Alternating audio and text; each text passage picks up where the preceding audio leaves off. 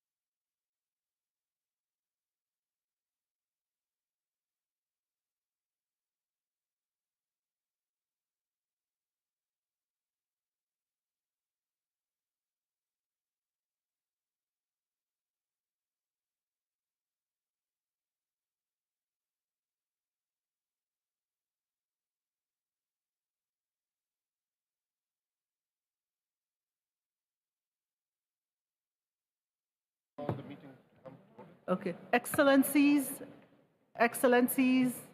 delegates, we are about to start. If I may kindly request you to take your seat. Kindly take your seat so that we can get started.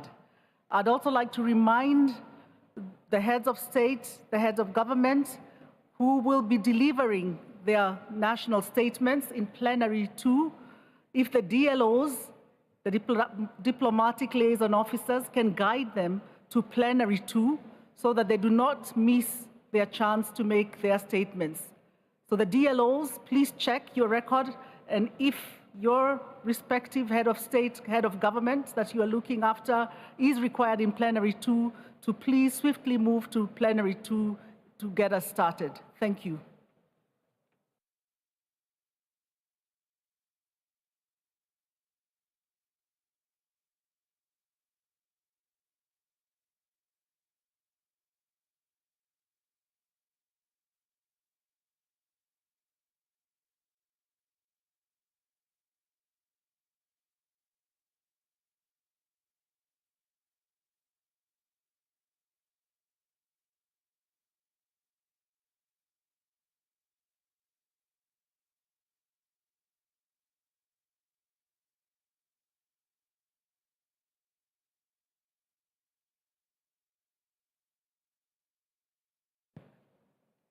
Excellencies, kindly take your seats, please. Kindly take your seats so that we can start.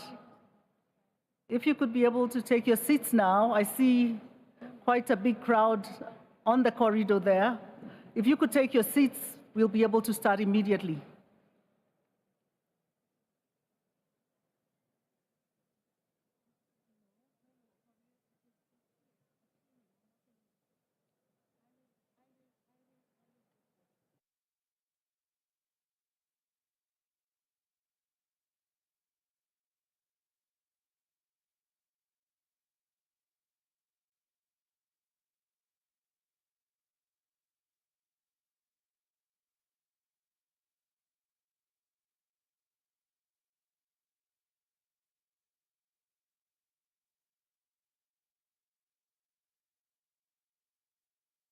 Can you please take your seats? I kindly request that you all take your seats, please.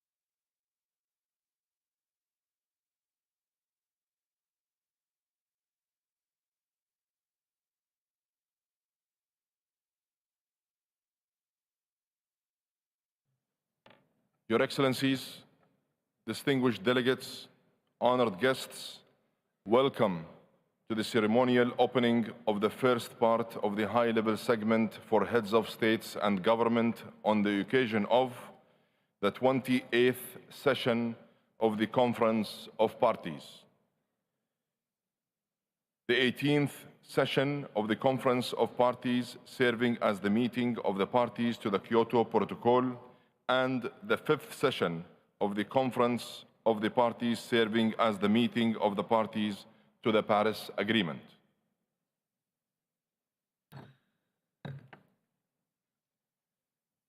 Your Highnesses, Your Excellencies,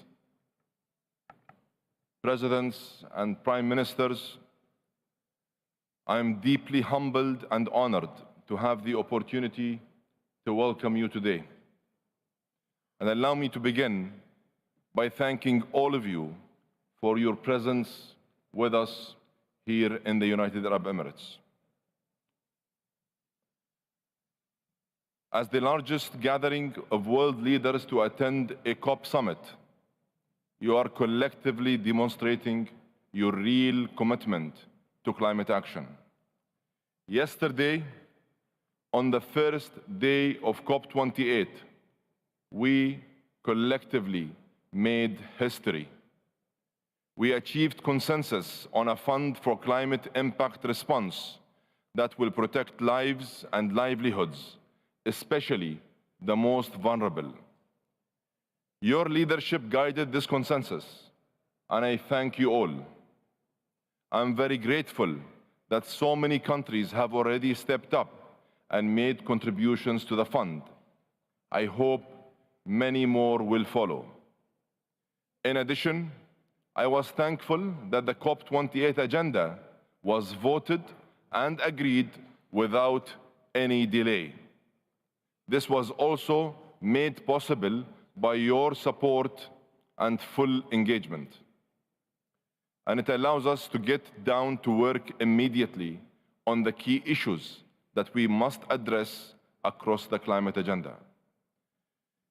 I will do everything in my power to channel the momentum you generate at the summit into an ambitious response to the global stocktake and to keep the North Star of 1.5 within reach. Excellencies, I am looking forward to hearing your national statements and commitments, and I count on your continued support to raise climate ambition and to translate those ambitions into real results. Thank you.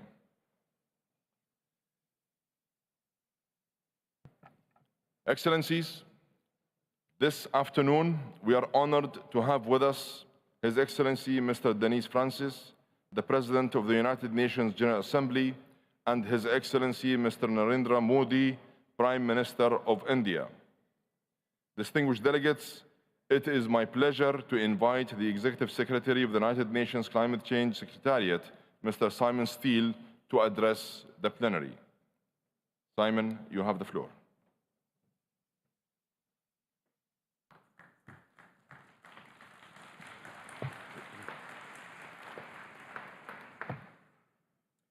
Excellencies, ministers, honorable guests, I must begin by thanking the United Arab Emirates for their warm hospitality here in Dubai. Working with your team over the last year to prepare this event has been a pleasure. Looking out at this World Climate Action Summit, it's incredible to see so many leaders convened in one place. The strength of this demonstration of multilateralism is a testament to the scale of the problem we're convened here to address. The UNFCCC was born in 1992 when both the world and this crisis looked very different than they do today.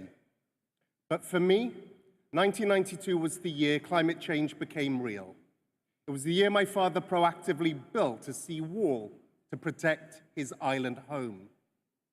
He'd never heard the concept of climate change, and his neighbors mocked him for how high he built it, how deep the foundations were, and how much of his own money he spent. Today, the ocean is right up against that sturdy wall, pounding it. Its very foundations are exposed. This is why, when some are cynical about the pace or value of COPs, I know at heart this process is our only hope to turn the tide. Some of you sitting here before me share my first-hand experience and even more extreme experiences. For others, it's still a mental leap. But let me assure you, the leap becomes much shorter as the impacts lap around you. This isn't about far-flung places. In the hottest year ever, it's at everybody's doorstep, continent by continent, region by region, country by country. None of us are immune. Some leaders here are newly elected. You have the whole term to plan ahead. Some leaders are here nearing the end of your term, more cautiously facing selection cycles. Both governed by the ebbs and flows of your political circumstances. I understand the realpolitik of your decision-making, but the climate crisis transcends these cycles. Empty promises, unfulfilled pledges, abandoned commitments after the photo ops won't help. It won't help the negotiators. It won't help your citizens. It is only by uniting in our fight will we rise to the expectations that COP28 will result in bold commitments. Bold commitments to bend the arch of global warming down from 3 degrees to 1.5. It's only by uniting in your commitment to doing this together that we'll fully respond to the needs of those affected and ensure that development and climate action are mutually reinforcing.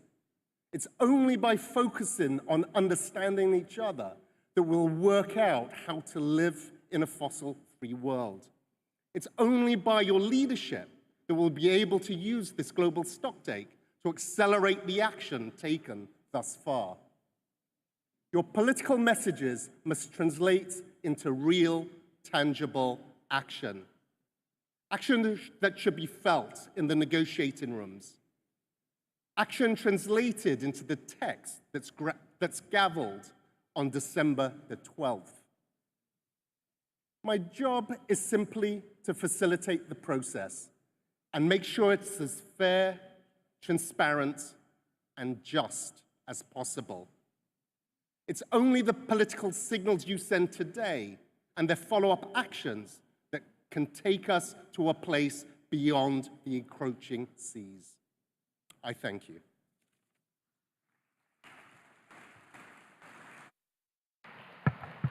Thank you, Executive Secretary. It is my distinct pleasure to invite His Excellency, Mr. Narendra Modi, Prime Minister of India, to deliver a message to the plenary. Your Excellency, you have the floor.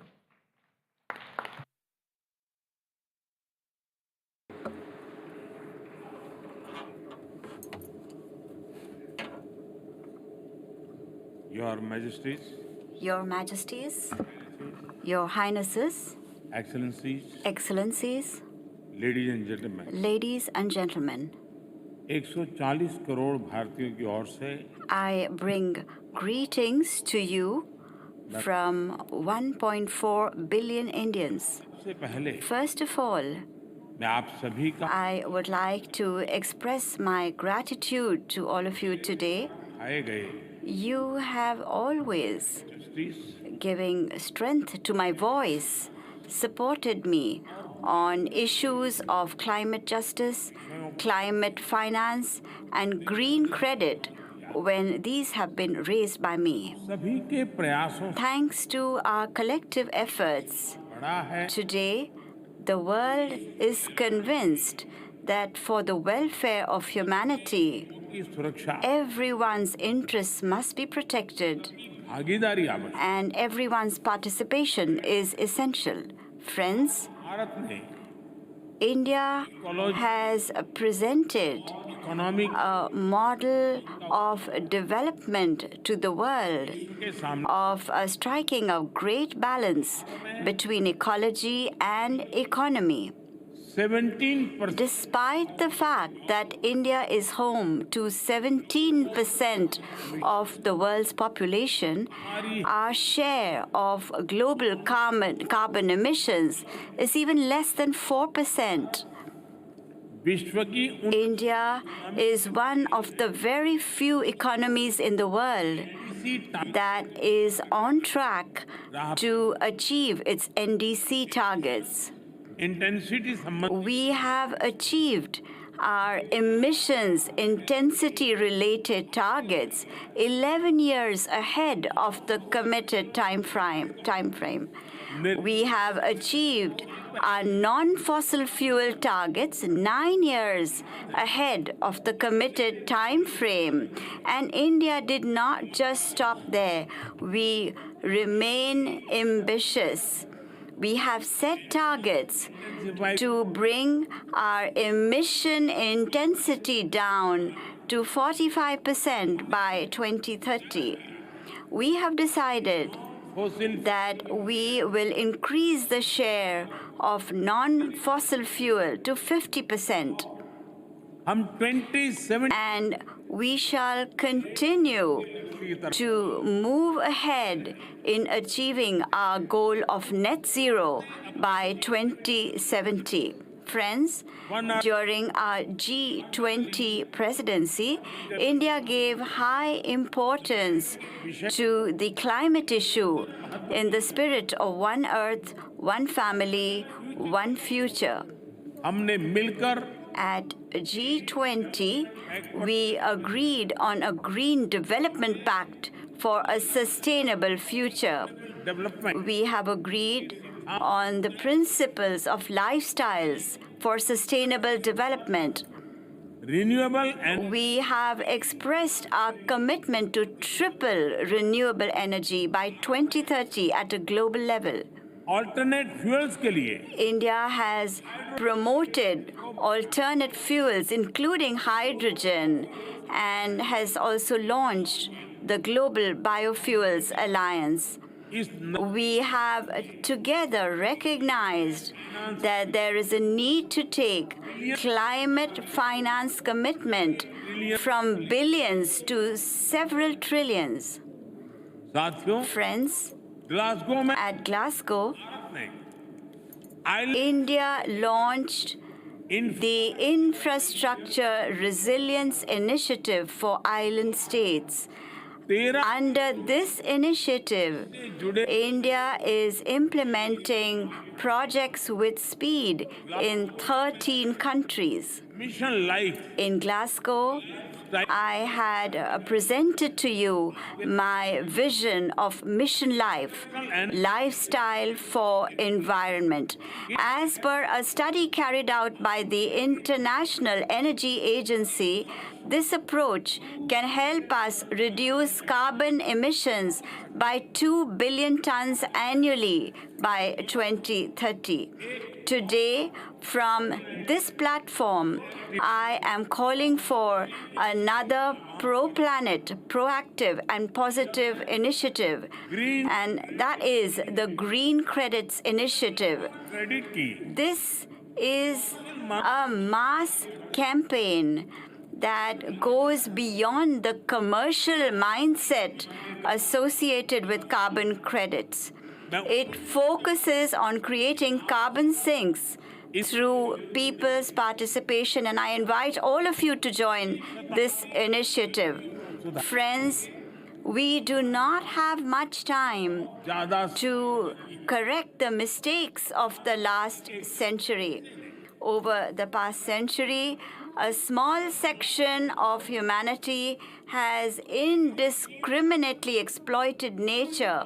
However, entire humanity is paying the price for this, especially people living in the global south. मेरा भला हो Thinking only about one's self-interest will only lead the world into darkness. Every individual, every head of state seated in this hall has come here with a sense of duty and responsibility. Each one of us will have to discharge our duty and fulfill our commitments. Today, the entire world is watching us. Mother Earth is looking towards us to protect her future. We have to succeed. We have to be decisive. We must resolve that every country shall fulfill the climate targets it is setting for itself and the commitments it is making. We have to work in We have to work in unity. लेना होगा We must resolve मिलकर काम that we shall work together. सहयोग करें We shall cooperate with each other and shall support each other. Budget में We need to give all developing countries a fair share in global carbon budget. और balance We have to be more balanced. संकल्प लेना We must resolve sun that we shall move forward, maintaining a balance between adaptation, mitigation, climate finance, technology, loss, and damage. We have to keep a balance between all of these. We have to be assertive. We must resolve transition that the energy transition shall be just, inclusive, and equitable. to be innovative We have to be innovative. संकल्प लेना होगा We must resolve innovative that we shall continuously develop innovative technologies. से ऊपर We must rise above our self-interest and transfer technology to other countries. इनको We must strengthen clean energy supply chains. Friends, UN India is committed to the UN framework for climate change process. आज मैं इस मंच From this platform today, 20 I propose that COP India 3 will host a 28 COP33 in 28. I propose that India will host COP33 in 2028. मुझे आशा है I hope कि आने वाले that over the next 12 days, global stock the global stocktake review will show us the path to a secure and bright future.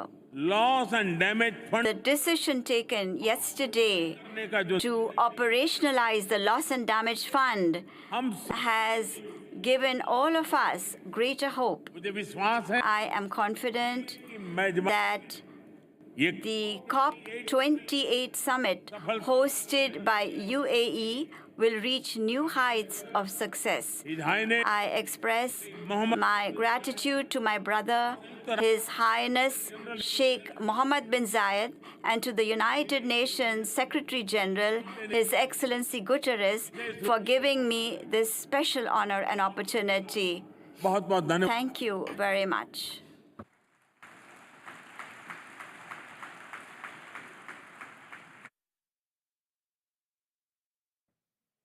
Thank you, Your Excellency. It is now my distinct pleasure to invite His Excellency Mr. Denis Francis, President of the United Nations General Assembly, to address the plenary. Your Excellency, you have the floor.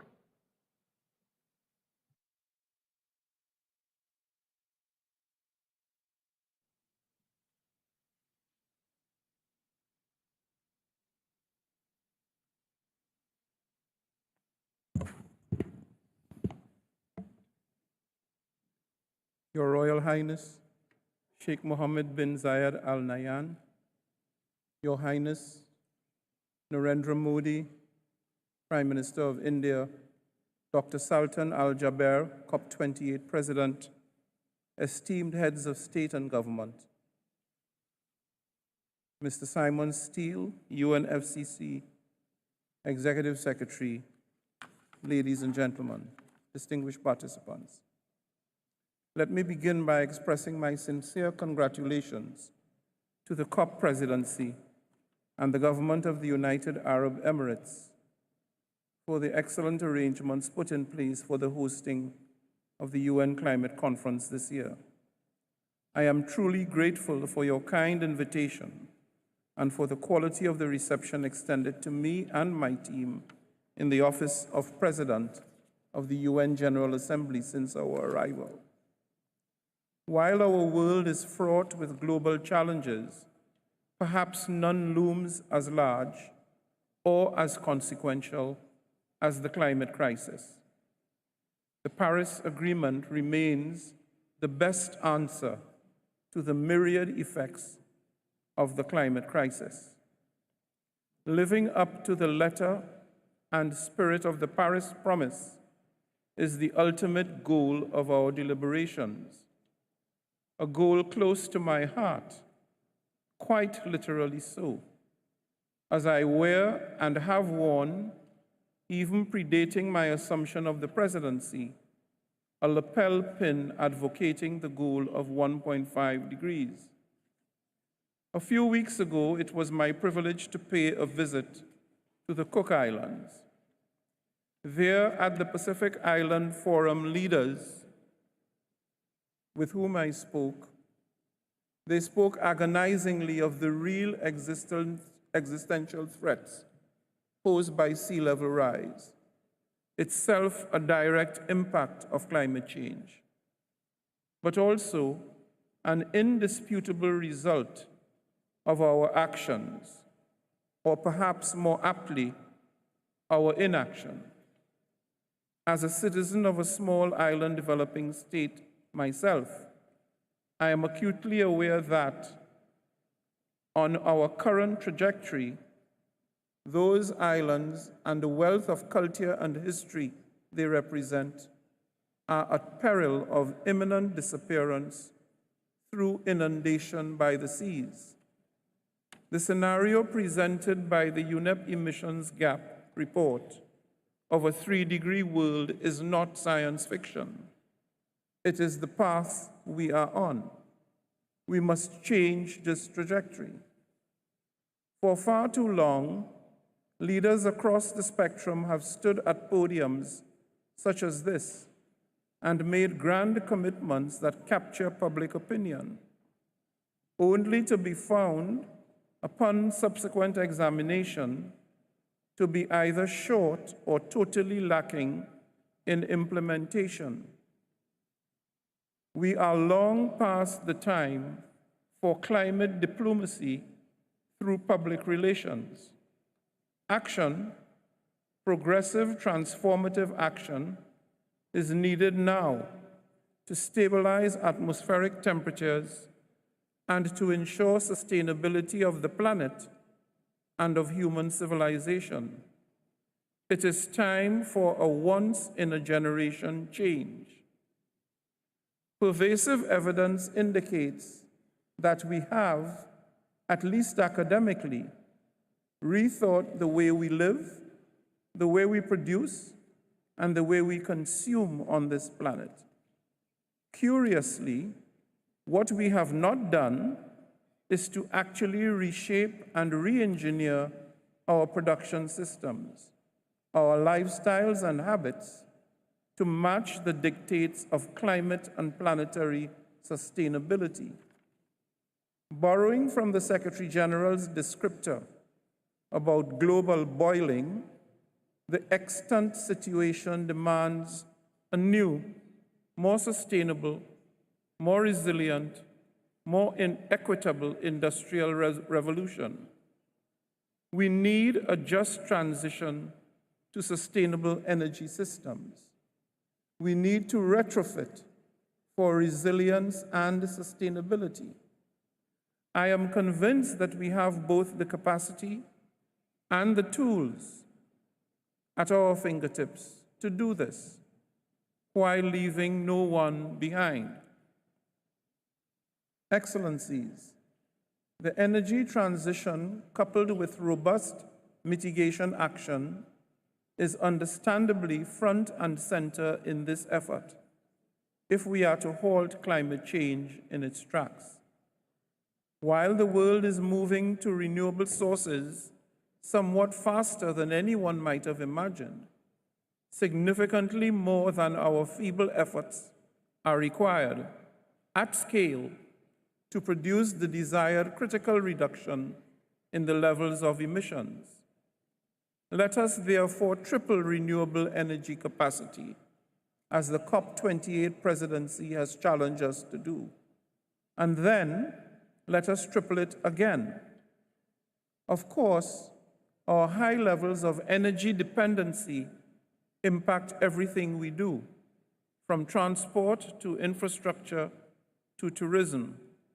And for this reason, I intend to do my part in carrying forward these important sector-specific conversations at the General Assembly of the United Nations. Mindful of this imperative, I am pleased to announce that I will convene the first ever General Assembly Sustainability Week at UN headquarters in New York in April 2024 as a flagship initiative of my presidency. This week will consolidate several high-level, already mandated events promoting sustainability in transport, tourism, and infrastructure sectors. Perhaps most importantly, it will incorporate the global stocktake on energy, which aims to complement the stocktake here at COP28. The results of Sustainability Week will, I hope, add further momentum to the path laid out at COP28 and ahead of the 2024 Summit of the Future next September. I look forward to welcoming delegations at the highest possible level to New York in April in pursuance of sustainability. Excellencies, while we work towards fast-track energy transition, we must reconcile the reality that climate impacts are here already and will only intensify as we continue the march towards the 1.5 degrees. It is absolutely essential, therefore, that we deliver meaningful progress in specific relation to adaptation. Clearly, we need to shore up financing for adaptation. More accessible, more available, and more affordable financing from the international financial institutions must be unlocked. On this point, there is hope, and I welcome the capitalization of the Fund for Loss and Damage. Developing countries deserve no less. I make the plea, let us continue to build on this success. Let this be just the beginning. From building seawalls to designing drought-resistant crops, developing countries must receive the necessary financial and technical support for climate adaptation.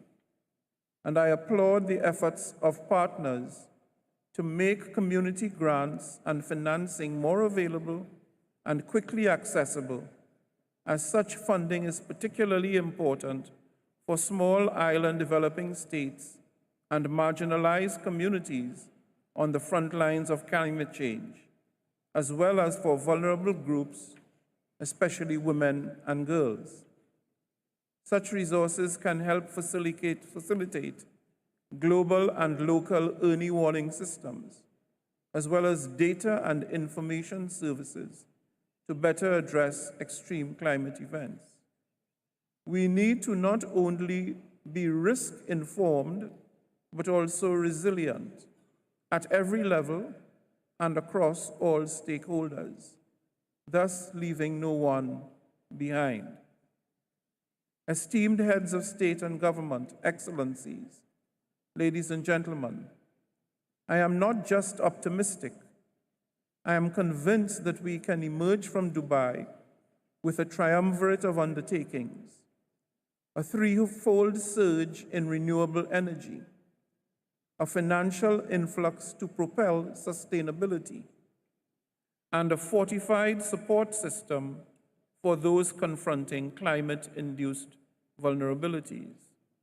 Our collective resolve must echo louder than the challenges we face. Together we can make COP28 a decisive win for our people, for our communities, and for our planet. The actions we take here will resonate for generations, proving that when nations and people unite in a common quest for peace, progress, prosperity, and sustainability for all, we can surmount any obstacle and create the future we want. Let's get it done. I thank you.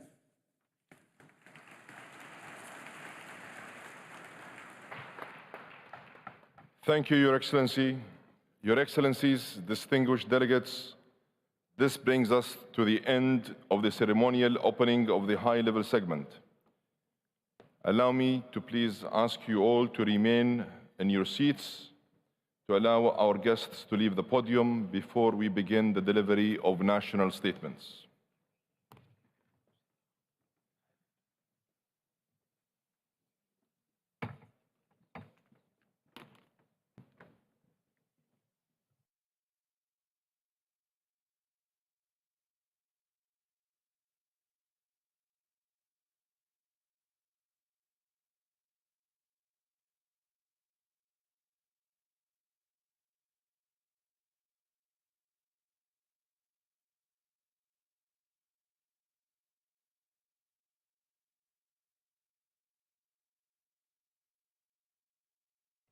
Your Excellencies, distinguished delegates, honorable guests, I now declare open joint second meeting of COP28, CMP 18 and CMA 5.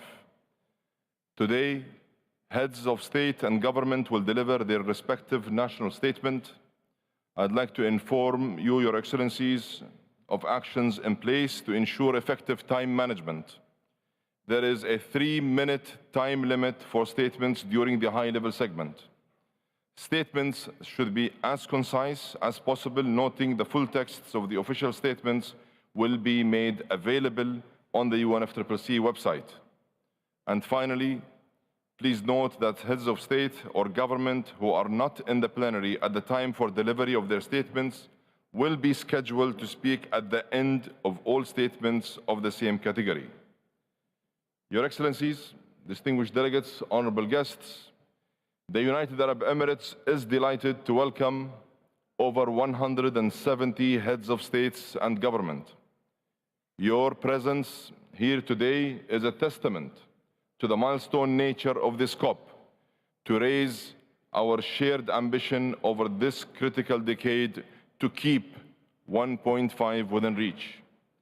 Success is underpinned by your commitment to take meaningful and tangible steps to address the climate crisis by implementing and achieving the long-term goals of the Paris Agreement and the ultimate objective of the Convention. It is essential that we expedite efforts towards implementing climate action. With political will and commitment, we can and must deliver an outcome in the United Arab Emirates that will allow for all of us to be proud of. Allow me now to ask everyone to get ready for us to begin. It is my pleasure to welcome His Excellency Mr. Abdel Fattah al-Sisi, President of Egypt. Your Excellency, you have the floor.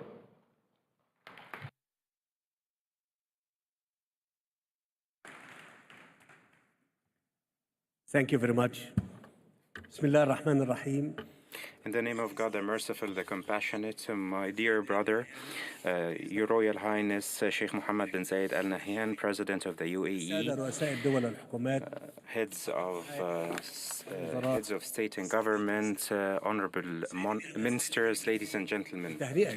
It gives me pleasure at the outset to congratulate the United Arab Emirates on presiding over the 28th Conference of the Parties of the UNFCCC. I commend the exquisite organization, and I express my full confidence in the UAE's ability to achieve the goals of this conference.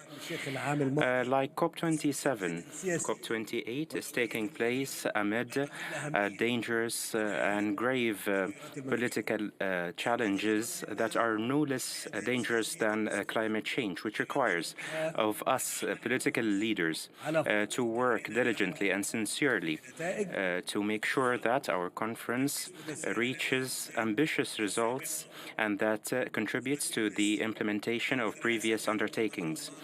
As president of COP27 in Sharm el-Sheikh and a country directly impacted by climate change, Egypt is well aware of the importance of reinforcing collective work to address the challenge of climate change and to guarantee eco-friendly development to preserve planet Earth for coming generation and to address the present impacts of climate change that exceed the capacities of countries, including or especially developing countries, to cope with them and their impacts on the different sectors of development. Ladies and gentlemen, our responsibility is to reaffirm that we are committed to implementing the procedures that we have agreed on, in line with the Paris Accords and in line with the state of the art of science and in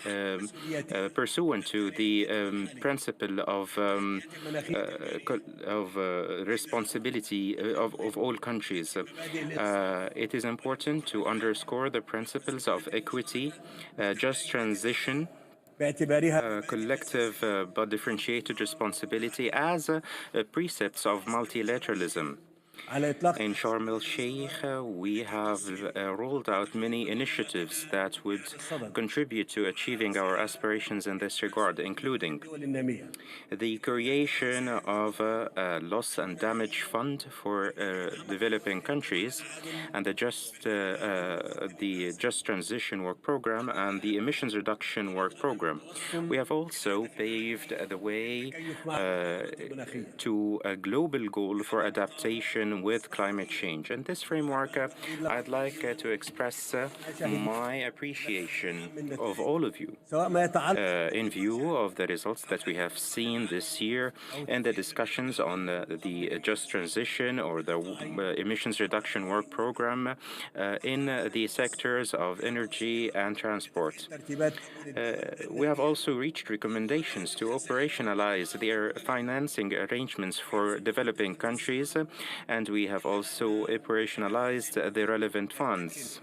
The success of these efforts, however, hinges on the adequacy of financing and the funding arrangements in place, which necessitates that we have a joint view, including recommendations that would lead to the operationalization of all of these arrangements and to provide the necessary funding. Ladies and gentlemen, the achievement of all of these goals is possible if we work together in a spirit of cooperation and participation. Therefore, we call on the international community to take more ambitious steps in COP28 in Dubai and to expand the participation of communities and to refrain from any unilateral acts that only serve self-interests. And I look forward to more results from COP28, including a reinforced international framework for cooperation and to provide technical and financial support for developing countries. In conclusion, Egypt is committed to addressing the challenge of climate change, and I'd like to issue a global call to all parties to provide full support to the kindred country of the United Arab Emirates to guarantee that COP28 in Dubai would reach historic results that would reaffirm to all peoples of the world that we are determined and able to save planet Earth, the home of our life and the future of posterity. Thank you for listening.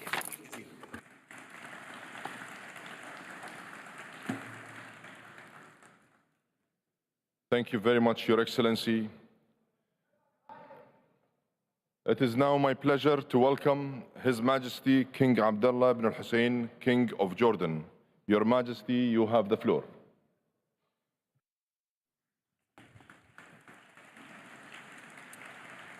بسم الله الرحمن الرحيم In the name of God, the compassionate, the merciful, my dear brother, Your Highness, Sheikh Mohammed bin Zayed Al Nahyan, Mr. Secretary General, Mr. President, I would like to first express my deep thanks and appreciation to my brother, His Highness Sheikh Mohammed bin Zayed and the United Arab Emirates for successfully organizing this international summit. This year's conference of the parties must recognize, even more than ever, that we cannot talk about climate change in isolation from the humanitarian tragedies unfolding around us. As we speak, the Palestinian people are facing an immediate threat to their lives and well-being. In Gaza, over 1.7 million Palestinians have been displaced from their homes. Tens of thousands have been injured or killed in a region already on the front lines of climate change. The massive destruction of war makes the environmental threats of water scarcity and food insecurity even more severe. In Gaza, where people are living with little clean water and the bare minimum of food supplies, climate threats magnify the devastation of war. So, my friends, as we meet here today to talk about inclusivity in climate response, let's be inclusive of the most vulnerable. Palestinians severely impacted by the war on Gaza, populations around the world affected by conflict and poverty, and refugee families and host communities in our region and beyond. To address the real dangers of food insecurity in Gaza, Jordan has brought together all international partners to coordinate on mechanisms for the sustainable provision of food supplies to the Strip. And as a country where refugees make up over a third of our population, we launched the Climate Refugee Nexus last year. This global initiative prioritizes climate-related support and investments for refugee-hosting nations. We are truly grateful for the 58 countries that have supported this initiative so far. But much more needs to be done. My friends, Jordan contributes a slim 0.06% to global greenhouse gases. Yet we are greatly impacted by global climate change, which has caused threats to our scarce water resources, food sources, and ecodiversity. Today, Jordan's most ambitious and vital projects relate to water. A major national water project envisions desalinating Red Sea water from the Gulf of Aqaba and channeling it to major population areas. The National Water Conveyance Project will rely on renewable energy, a field where we have made significant strides. Our national energy strategy aims to generate 31% of electricity from renewables by 2030. Hybrid and electric vehicles represent 18% of our transport system. In other climate action, research at the Aqaba Marine Park will explore the unique resilience of the Red Sea's coral reefs to benefit the conservation and regeneration of coral reefs around the world. And I look forward to attending an event tomorrow on board the Ocean Explorer vessel to highlight this initiative. Nationally, with a strong talent pool of young entrepreneurs and qualified engineers, we are pressing forward with solutions in climate-smart agriculture, water conservation, clean energy innovations, and more. And some of our innovators are showcasing their work here at COP28. Jordan also launched its Green Finance strategy, the first in the region, and we issued our first green bond earlier this year. So, my friends, despite the challenges, Jordan has set an example in the region as a climate action pioneer and is emerging as a green tech hub. Yet just as the impact of climate change does not take place in a vacuum, No country's response succeeds alone. The global stocktake has shown us that our world is still far behind in achieving the goals set by the Paris Agreement. As we work to catch up on the lost time and progress, we cannot forget the most vulnerable. Conflict-ridden communities, refugees, and developing countries must not be left alone to face a global problem. Nor can we stand by as the massive destruction of a relentless war in Gaza threatens more people and holds back progress towards a better global future. Current and future generations will hold us all accountable. Thank you very much.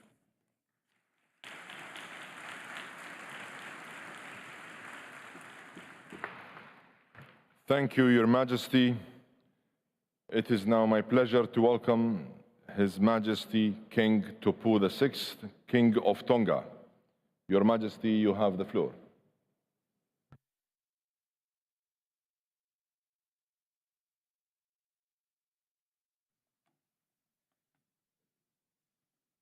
Your Highness, Sheikh Mohammed bin Zayed Al Nahyan, President of the United Arab Emirates, Your Majesties, Your Excellencies, ladies and gentlemen, allow me to add my congratulations to the government and people of the United Arab Emirates for hosting COP28. Congratulations for a brilliant celebration to kick off the conference, coinciding with the UAE National Day at the human-centric city of the future. The warm welcome and gracious hospitality extended to us has been splendid. Mr. President, it's painful for the people of the small island developing states to see that COP28 may not be the milestone moment we had all been hoping for because of our slow progress on the Paris Agreement. The far-reaching impacts of climate change and disasters on human security and mobility displaces more than 50,000 Pacific people every year. At the 52nd Pacific Islands Forum last month, leaders endorsed the Pacific Partnership for Prosperity as a political prioritization process to mobilize resources to empower Pacific people to bring about transformational change through national and regional development. We need a Pacific-led, member-owned, and managed community resilience financing facility. We recognize Australia and New Zealand's commitments, and I therefore strongly urge all partners to contribute to funding the establishment of a Pacific Resilience Facility. We are ocean people. The ocean is our lifeblood. It feeds us, it is our mode of transportation, and part of our deep-seated culture, making COP28 and the themes outlined by UAE right in line with major gaps and challenges that Tonga and small island development states are experiencing in the areas of technology, innovation, inclusion, frontline communities, and finance. The 2050 strategy for the Blue Pacific continent sees Pacific Island countries embarking on a blue technological revolution with innovation at the center, seeking to develop and deploy SIDS-appropriate technologies and looking at ways to improve climate resilience of the majority of the Tongan population. Tonga and Palau are champions of unlocking the Blue Pacific Prosperity Plan, which articulates the goals of 100% effective ocean management for the region and 30% protection of the Blue Pacific continent, aligned to Pacific country contexts, priorities, and capacities. Robust food systems underpinned by resilient ecosystems, resulting in healthy and productive Pacific people, and fit-for-purpose, sustainable financing mechanisms that support the implementation of the 2050 strategy. The ambitious agenda before us focuses on 4 paradigm shifts to guide our work under negotiating mandates and the Presidency's action agenda. But I believe that we can make major progress by placing one of those important shifts at the forefront of our debate, Mr. President. Let us put nature, people, lives, and livelihoods at the heart of climate action. Thank you.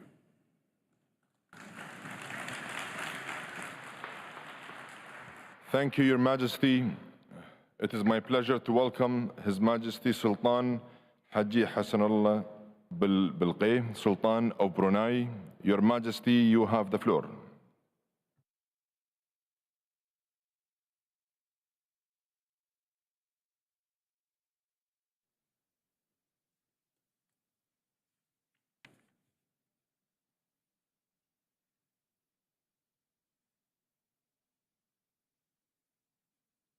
Bismillahir Rahmanir Rahim.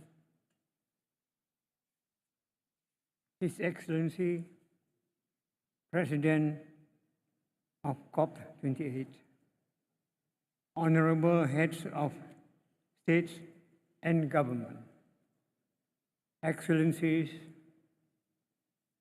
ladies and gentlemen, I wish to express my sincere appreciation to His Highness, Sheikh Mohammed bin Zayed Al Nahyan, President of the United Arab Emirates, the government and the people of the UAE for hosting this summit. Excellency, climate change has emerged as our generation's most urgent challenge, threatening our existence. Unfortunately, initial results from the first global stocktake have revealed that we are not on track to limit global temperature rise not beyond 1.5 degrees Celsius and to prevent a global disaster. This underscores the need for a renewed sense of urgency to fulfill our Paris Agreement obligation. It also demands that developed countries honor past commitments and provide adequate resources and affordable technology to combat the impact of climate change. Despite accounting for a mere 0.017% of global emissions, Brunei Darussalam takes serious heed to this call for action. We are committed to balancing national development and environmental protection while pursuing sustainable growth for our economy. We have also maintained over half of our land area in pristine natural rainforest, with our mangrove ranks third largest in Borneo. In addition, we aim to plant 500,000 permanent trees by 2035, expanding our carbon sink further. Through our climate change policy, we are actively diversifying our energy mix by emphasizing our renewable. Collaborating with all stakeholders, including youth and the private sector, we are on track to achieve a 20% reduction in emission by 2030, as outlined in our NDC, paving the way to achieving net zero by 2050. 2 years ago, Brunei Darussalam took the lead in elevating a climate action at the regional level. This is why we will be hosting the ASEAN Center for Climate Change. It will facilitate enhanced climate change mitigation and adaptation efforts across Southeast Asia through research, analysis, data exchange, and policy recommendations. Therefore, we welcome support and cooperation from all interested member states and international organizations to make this center meaningfully contribute regionally and to our global efforts. Thank you.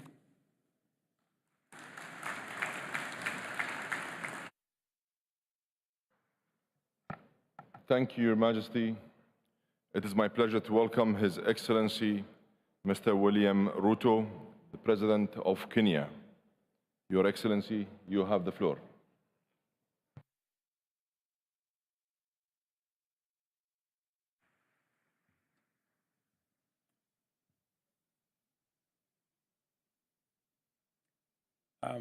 Your Excellency, the COP President,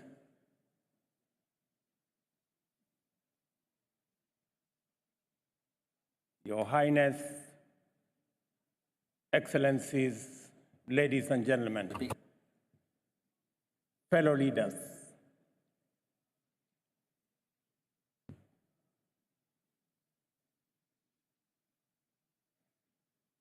His Highness Sheikh Mohammed bin Zayed Al Nahyan, UN Secretary General, fellow leaders, as we convene here in Dubai, we must appreciate that the presence of almost 200 nations speaks volumes about the magnitude of this global event and what it stands for.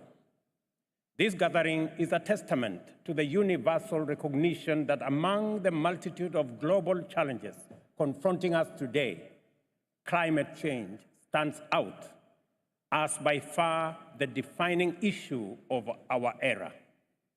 COP28 underscores our shared commitment to confront with unwavering resolve a challenge that transcends borders, impacts every facet of human existence and well-being, and demands a concerted global response as a matter of grave urgency. The reality before us is irrefutable. According to the latest UN data, unless there is a significant and radical shift in our economic and industrial patterns, we are hurtling at a perilous velocity on a trajectory towards the dire scenario of a world that is warmer by 3 degrees Celsius. The evidence is alarming. In just the first 10 months of this year, we experienced 86 days where temperatures soared over 1.5 degrees centigrade above pre-industrial levels. Adding to this worrying scenario is the fact that global greenhouse gas emissions have not decreased, but rather increased by a deeply worrying 1.2% between 2021 and 2022, culminating in a staggering 57.4 gigatons of CO2 equivalent, a record high that underscores the magnitude of the climate crisis we face. We must add that all the increases were experienced in the G20 countries, and many of them are here and they are listening. This crisis must never be seen as a distant threat. It is here now, indiscriminately devastating nations regardless of their size or wealth, thereby reshaping our world in a profound, unprecedented, and highly complicated ways. A stark illustration of this disastrous turn of events is currently unfolding in Eastern Africa, where catastrophic flooding has swiftly followed the most severe drought the region has seen in over 40 years. Scientific evidence clearly and strongly links these extreme weather events to human-induced climate change. Studies indicate that droughts are now at least 100 times more likely in parts of Africa than they were in pre-industrial era. This translates into a dramatic reduction in long-term rainfall, while short-term rainfall patterns remain erratic and unpredictable. All of us are already living in this dire reality. Kenya has been besieged by relentless torrents that have claimed lives and displaced countless communities. The ensuing injury, loss, and damage extends beyond immense human toll to the destruction of vital infrastructure and the disruption of critical supply chains across many vital sectors. Beyond mere logistical challenges, the devastation further complicates the daily struggle for survival for many households and communities. The situation in our Horn of Africa region, in many other developing countries, lay bare the harsh reality of climate change.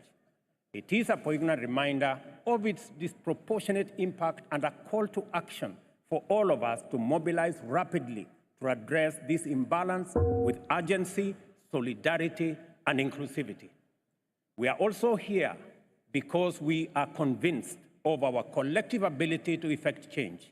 Our mission for this COP is clear: to foster radical cooperation that steers the world firmly back onto a 1.5 degrees Celsius ceiling.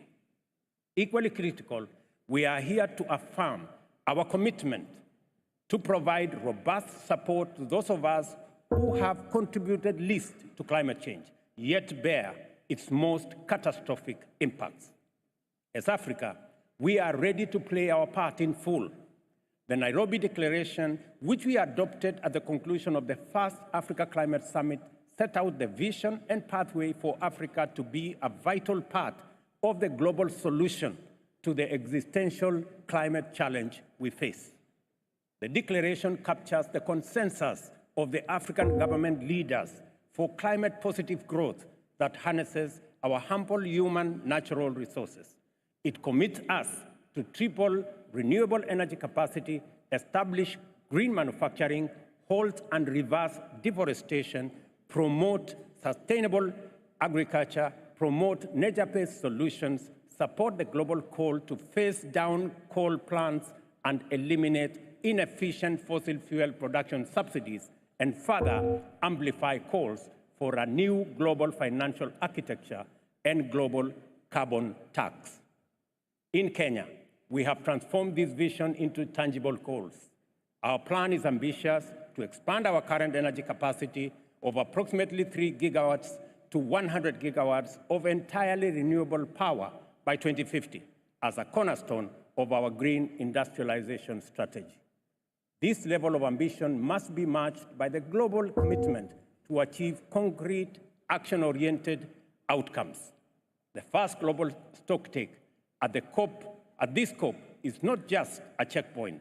It is a crucial step forward in our collective response to climate change. It must therefore encompass strategies for mitigation, adaptation, addressing loss and damage, and fundamentally, the means of its implementation. Such a comprehensive approach will pave the way for a more inclusive and robust set of nationally determined contributions in the next cycle. At the heart of our discussion at this COP28 must be a package of ambitious energy transition and investment goals and incentives aligned with our commitment to maintain a global temperatures within 1.5 degree limit. This entails a pledge to triple renewable energy capacity and double energy efficiency by 2030, alongside a significant reduction in fossil fuel dependency. I commend my brother, the COP presidency, for their efforts to converge the world around this global call. The strong participation of traditional hydrocarbon energy leaders in this global endeavor has transformed the conversation and brought us closer to consensus based on democratic inclusion and the best spirit of collective action, as well as multilateralism. Notably, the vision demands deliberate support for developing countries.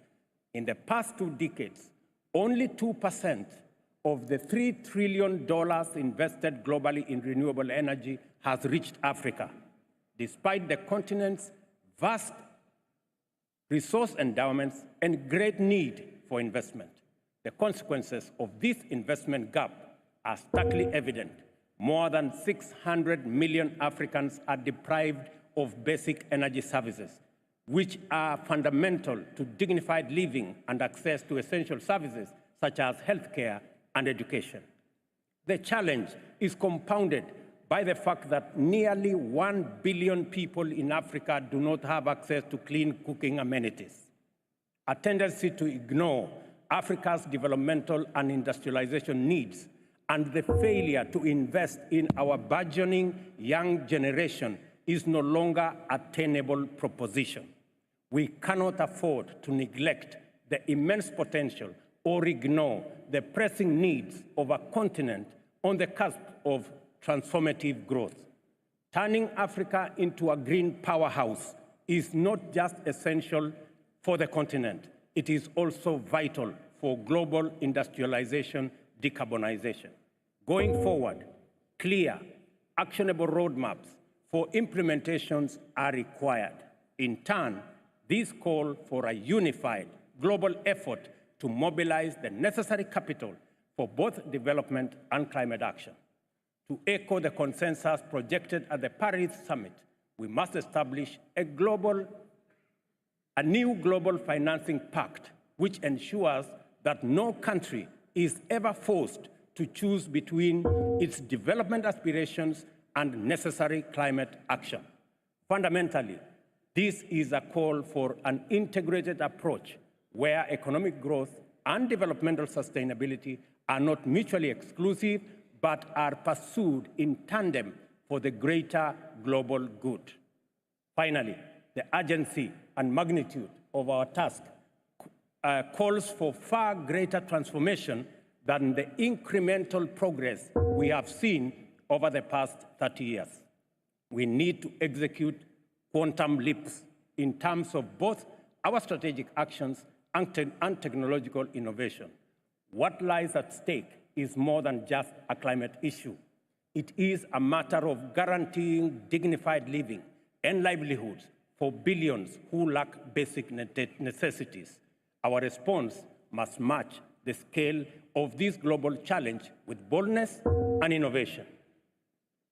Given this context, the long-standing adversarial dynamic between global North and global South proves practically counterproductive. This division has hindered our ability to unite and leverage our collective strengths and robbed us of tremendous opportunities. Yet, in the face of a threat that endangers the health of our planet and our very existence, we must find in collective action a force that neutralizes and transcends these divisions. Climate change does not respect artificial distinctions, traditional boundaries, or old antagonisms. Instead, it should unite us against a shared, borderless challenge. Consequently, our approach must be collaborative, inclusive, and anchored in justice. This means making decisions that prioritize the well-being of every person while acknowledging that climate action is inextricably linked to social justice and equity. In this room, ladies and gentlemen, we have the power, the means, and most of all, the responsibility to act. The world is watching, and what we deliver at COP28 will be a testament of whether we are capable guardians of this planet and competent stewards of its stability. COP28 and the global stocktake are elements of a strong and clear call to conscience on behalf of the global community. Let us not be satisfied with another minimal increment, but rather let us make this COP a turning point towards a just, equal world of opportunity, safe from the looming threat of a climate disaster. I thank you. Thank you, Your Excellency. Thank you, Your Excellency. It is now my pleasure to welcome His Excellency Mr. Shavkat Mirziyoyev, President of Uzbekistan. Your Excellency, you have the floor.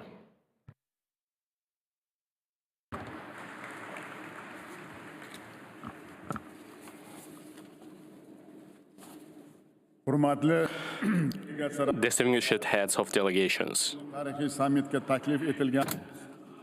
I echo the words of sincere gratitude to the President of the United Arab Emirates, His Highness Mohammed bin Zayed Al Nahyan, for the invitation to this undoubtedly historic summit and the exceptional organization of the forum.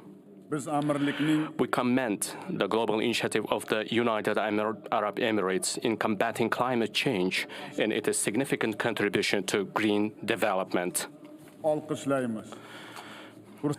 I take this opportunity to extend my heartfelt congratulations to the United Arab Emirates on the National Day and wish continued prosperity to its people. Dear participants of the summit, the climate problems have already turned into a main threat to global sustainable development. These challenges are even affecting the global geopolitical landscape. The adverse effects of climate change are particularly evident in Central Asia and its neighboring regions due to one of the most tragic contemporary environmental disasters, the Aral Sea catastrophe. In this regard, I would like to draw your attention to the following facts. In our region, the increase in air temperature is twice as high as global average indicator. In recent years, the number of extremely hot days has increased 2 times, and 1/3 of the glaciers have melted down completely. The soil erosion is impacting the lifestyle of over 30 million people in our region. Strong sand and dust storms are becoming a new normal. Water scarcity, air pollution, loss of biodiversity, and a sharp yield decrease in agriculture are ever growing. In short, these global challenges are reaching their peak point in our vast region. Esteemed participants of the summit, transition to a green economy and achieving carbon neutrality are the key strategic objectives of new Uzbekistan. In recent years, the share of alternative energy in our country has doubled. In cooperation with the United Arab Emirates, Saudi Arabia, Qatar, China, Turkey, and other foreign partners, we are working on creating 25 gigawatts of renewable energy capacity by 2030. We have made first practical steps on green hydrogen production as part of the Yashil Makan Green Space Initiative. 1 billion trees are being planted in our country. We intend to increase the area of green zones in cities to 30% in order to create a resilient protective belt on this is a exhibit of the Aral Sea. We have planted forests on the area of over 2 million hectares.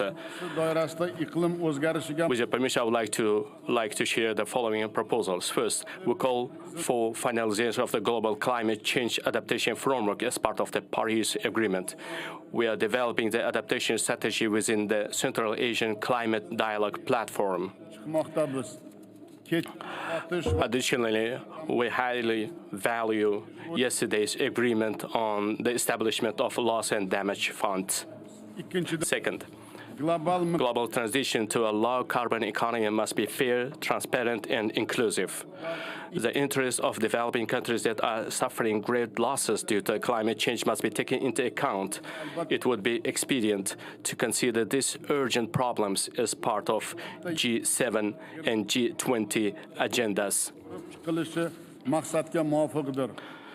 Third, in accordance with the resolution of the United Nations General Assembly, we are keen to transform the Aral Sea region from environmental disaster zone to a hub of innovations, technology, and new opportunities.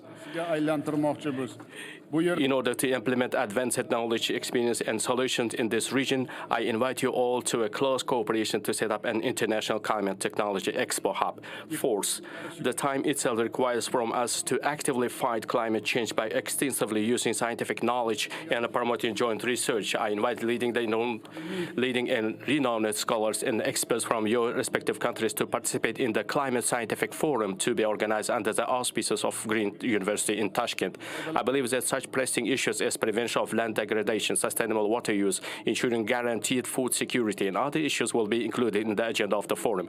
Fifth, we intend to organize a conference in Uzbekistan in 2024 on the topic of climate migration in cooperation with the United Nations. We also propose to develop the Green Jobs Initiative and establish a center for modeling the climate change impact on employment in collaboration with the International Labour Organization. In order to effectively address climate issues and actively engage youth, we are ready to organize COP Youth Conference at high level. Esteemed friends, Uzbekistan remains committed to universal ideas on fighting against climate change. For this noble purpose, I call for support for our initiative to hold the Samarkand International Climate Forum next year and to adopt a special resolution of the United Nations General Assembly which reflects our regional approach. I firmly believe that the results of today's summit will bring closer the friendly states and peoples in ensuring a more sustainable, prosperous, and secure future for our planet. I thank you all for your attention.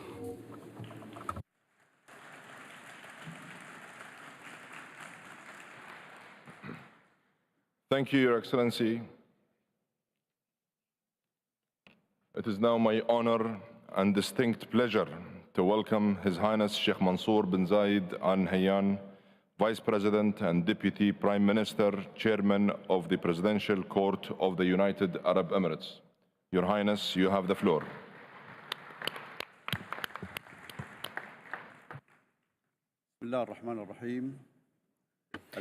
In the name of God, the Merciful, the Compassionate, dear participants, peace and blessings be upon you. We welcome you to the United Arab Emirates, the country sums up the whole world and that has grand ambitions for a world that enjoys peace and progress. We work today for tomorrow and we cooperate for the generations of the future. History teaches us that without cooperation we wouldn't have reached this level of progress. The success of humanity was only a result of the scientific cooperation and the cultural communication and the exchange of knowledge.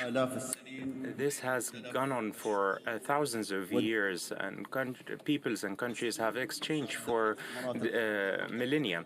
In the name and on behalf of the people of the UAE, we affirm that we are serious in our quest to address climate change. We were the first to pledge to achieve carbon neutrality by 2050. We have allocated $163 billion for expansion of renewables and to transition towards new and renewable energies. His Royal Highness Sheikh Mohammed bin Zayed Al Nahyan, may God protect him, has announced that the creation of a fund worth of $30 billion to diversify and to support climate action. We also have a governmental working group that leads our agenda of climate action. We take pride in hosting the world and this global climate action summit. Again, we welcome you in the United Arab Emirates, and we reaffirm our firm commitment to work for Earth. And we echo and repeat our firm position that communication and cooperation between nations is the only way to surmount the climate challenges besetting Earth. Thank you. And peace and blessings be upon you.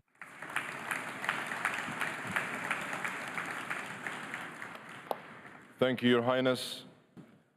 It is my pleasure to welcome His Excellency Mr. Luiz Inácio Lula da Silva, President of Brazil. Your Excellency, you have the floor.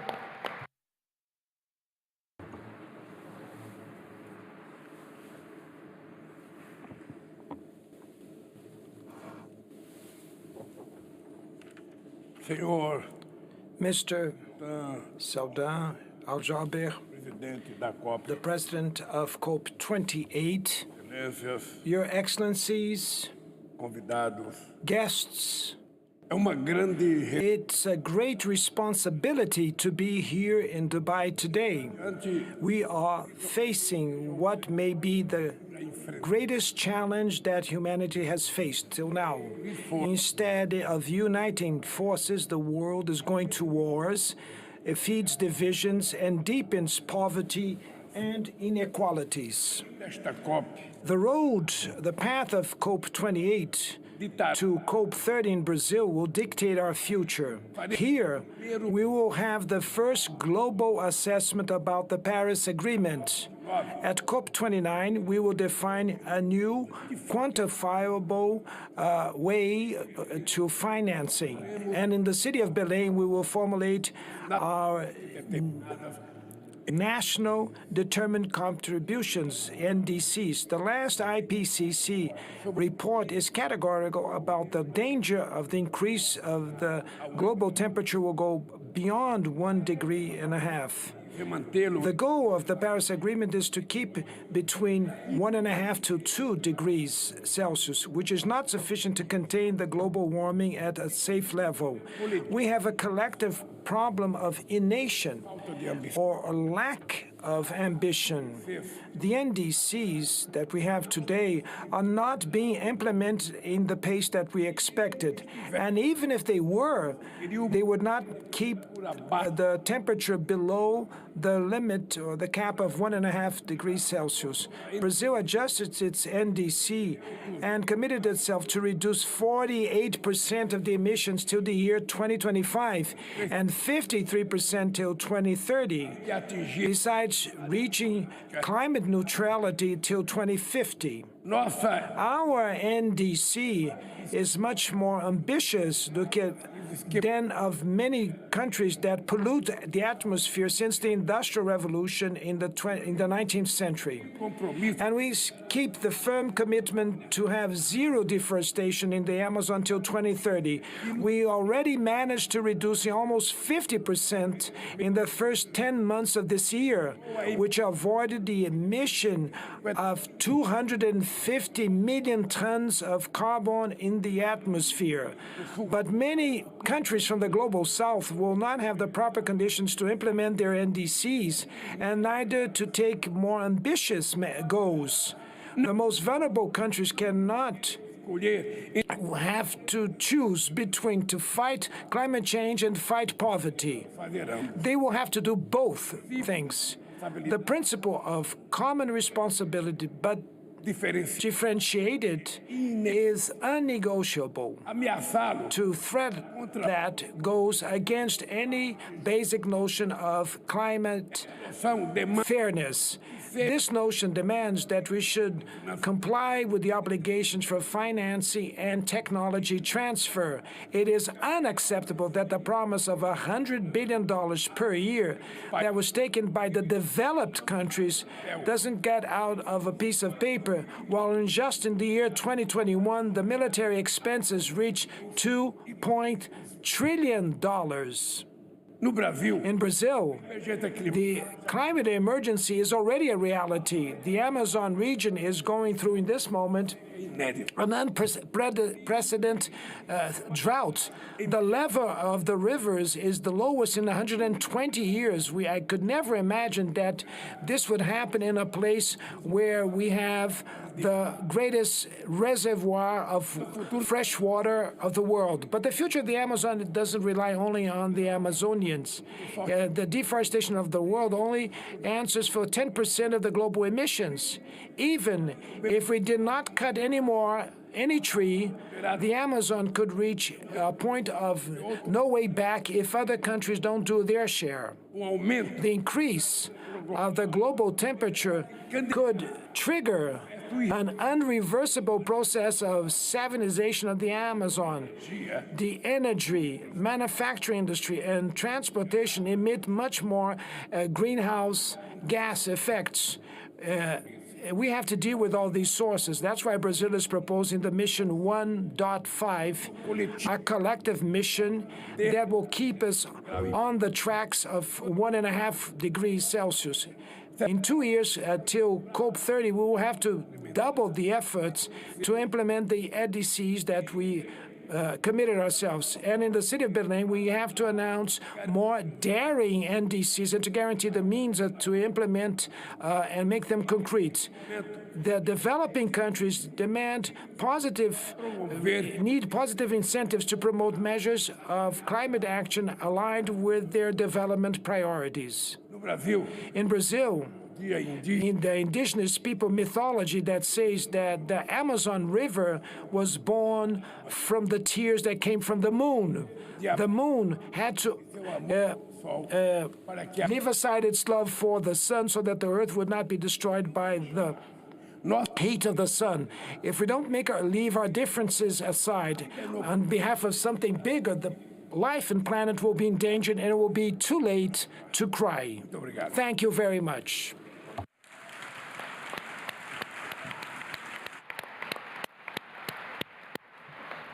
Thank you.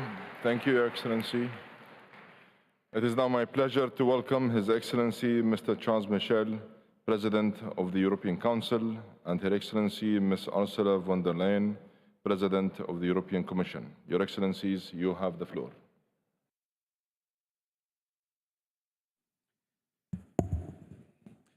Monsieur le Président de la COP28, Mr. COP28 President, Excellencies, en vos titres et qualités, ladies and gentlemen, des inondations qui ravagent, there are floods that cause devastation, fires as well. Uprooted and displaced populations. Continent n'échappe à la no longer can any continent escape the tragedy of climate change. La science, and however, science, knowledge, reason, connaître le diagnostic have led us to the diagnosis, not only the diagnosis, but we are also aware of the solution. We need to maintain the goal of 1.5 degrees, and we must, as soon as possible, rid ourselves of our dependence on fossil fuels, which puts our shared future in danger. Ladies and gentlemen, this summit is not just a conference. This summit is in reality a review of our conscience even, having a global stocktake of the Paris Agreement, and above all, acting more and acting faster. We welcome the leadership of Antonio Guterres. We also welcome the manner in which the UAE has been committed to making this COP a success. For its part, the EU is fully mobilized and committed. We would like to continue to play a driving role. The climate transition and our Green Deal development program will see us implementing packages of measures which will radically transform our economic development paradigm. We will make progress with a 30% reduction in emissions since 1990. We believe in the carbon mechanism to continue making progress, and we call on others to support us. We would like to triple renewables and double the energy efficiency, and we will be supporting developing countries. We express our solidarity, and we know it is our responsibility. This is an issue of trust. This is why we will honor our commitments of 100 billion euros, 23 million raised this year by the EU. We are committed to a just transition, and we are mobilized to support the Loss and Damage Fund. 220 million was announced yesterday by the EU as a team. We also support the reform of various institutions. We would like more justice and inclusion. The World Bank had 7 times the capitalization as compared to before, and the EU is very loyal and committed because the earth belongs to all of us. It belongs to our children. This is not a publicity slogan. This is an existential reality. The decade that is opening up is crucial. We are fully mobilized to work alongside all of you to protect humanity. I thank you.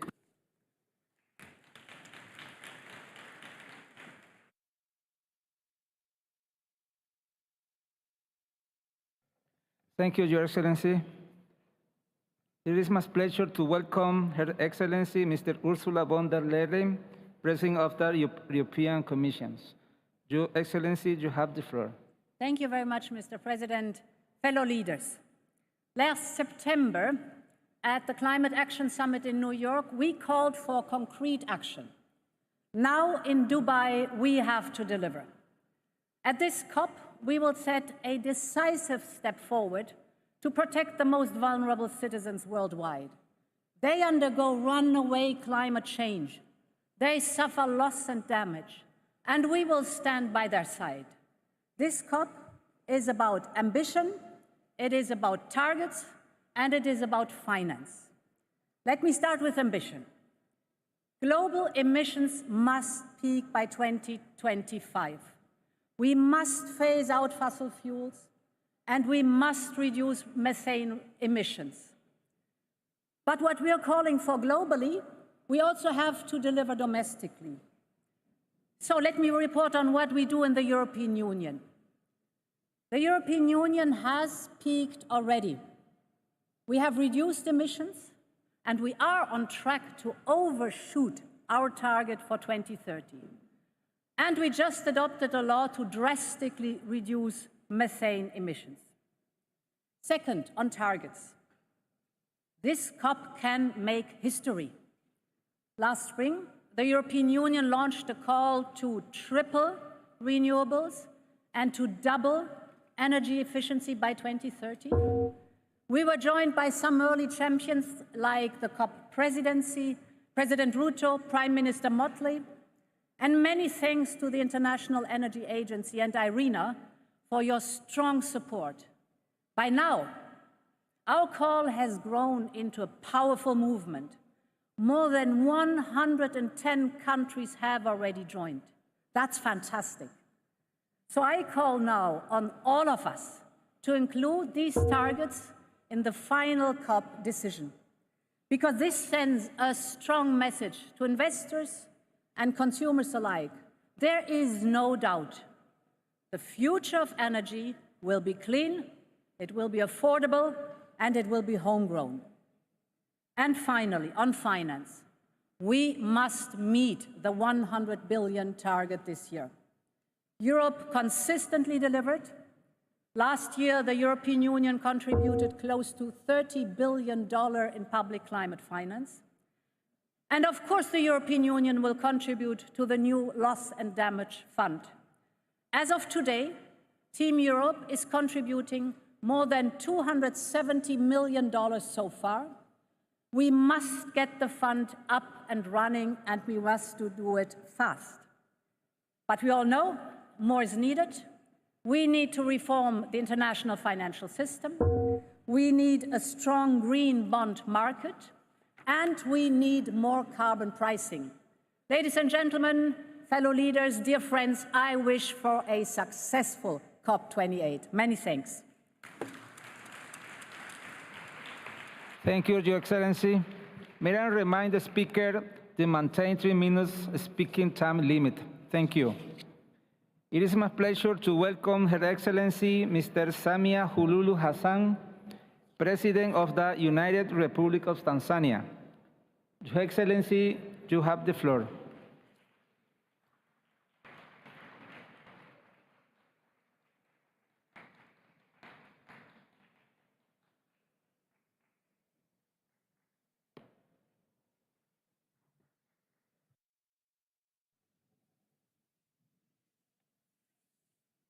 Your Excellency, President of COP28, Your Highnesses and Majesties, Excellencies, ladies and gentlemen, in Copenhagen, we committed 100 billion annually for climate action. Though far less than required, it is still not forthcoming. In Paris, we resolved to keep warming below 1.5 degrees Celsius. However, the current rate of warming is alarming. It must be said, unfulfilled commitment erode solidarity and trust, and have detrimental and costly consequences for developing countries. My own country is losing 2 to 3% of its GDP due to climate change. Excellencies, the clock is ticking. This year's IPCC report cautioned that adaptation options that are visible and effective today will become constrained and less effective with increasing global warming. Putting in place the global goal on adaptation framework is a matter of urgency and not a choice.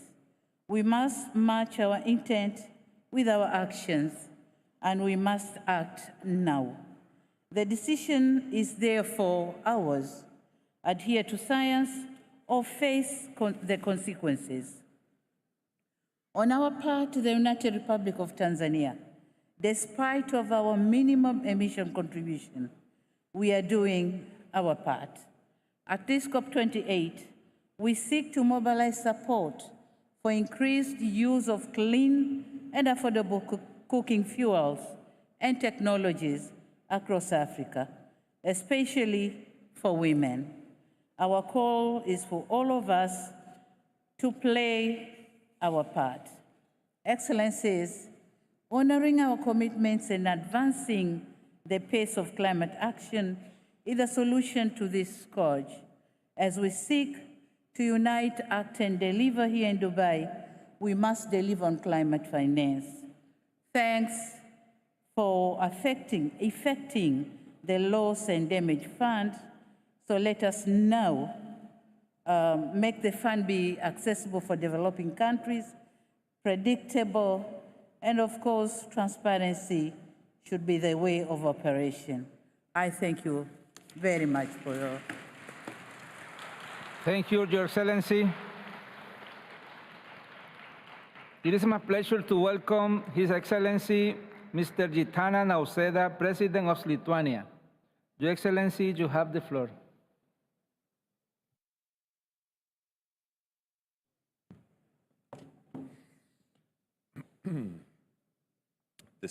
Distinguished colleagues, ladies and gentlemen, every year we come together to talk about the need for change. To get the change we so desperately need, we must become the change. For many years now, Lithuania, together with the whole European Union, has been undergoing, an ambitious transformation and working on the global climate action. At first, Lithuania made a strategic decision to seek energy independence. We have built our own LNG terminal, which decreased prices and turned Lithuania into a regional gas hub. Now we are proudly sharing our expertise worldwide.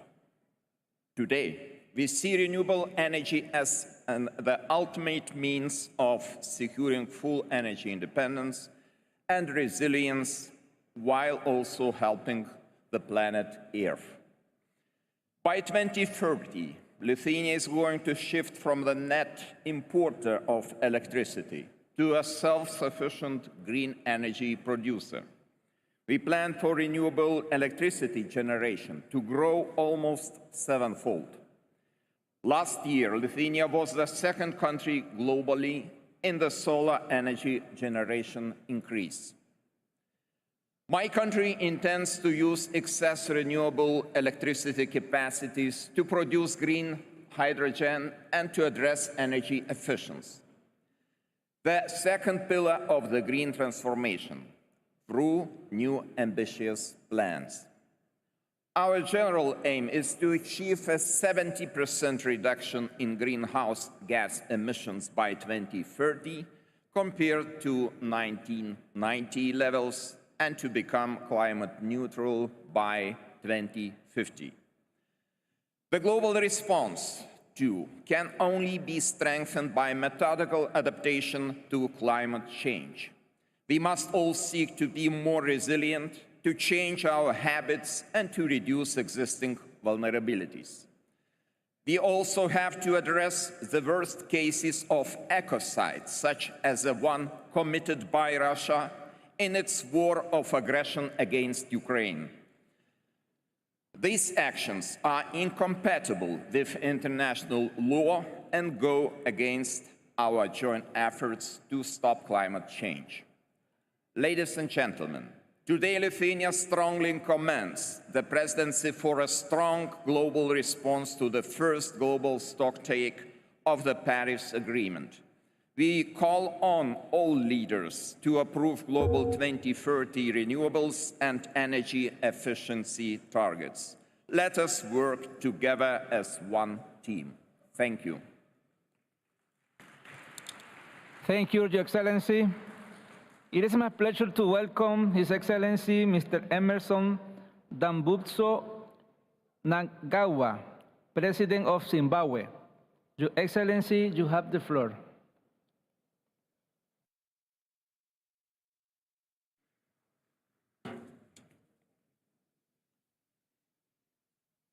Your Excellencies, Heads of State and Government, allow me to express my sincere gratitude to the government and people of the United Arab Emirates for successfully hosting this COP28 and for the hospitality extended to me and my delegation since our arrival here.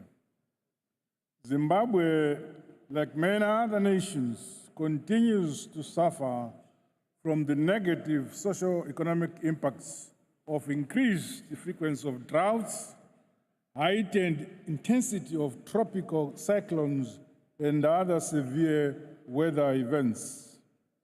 No country can adapt to or mitigate these impacts alone.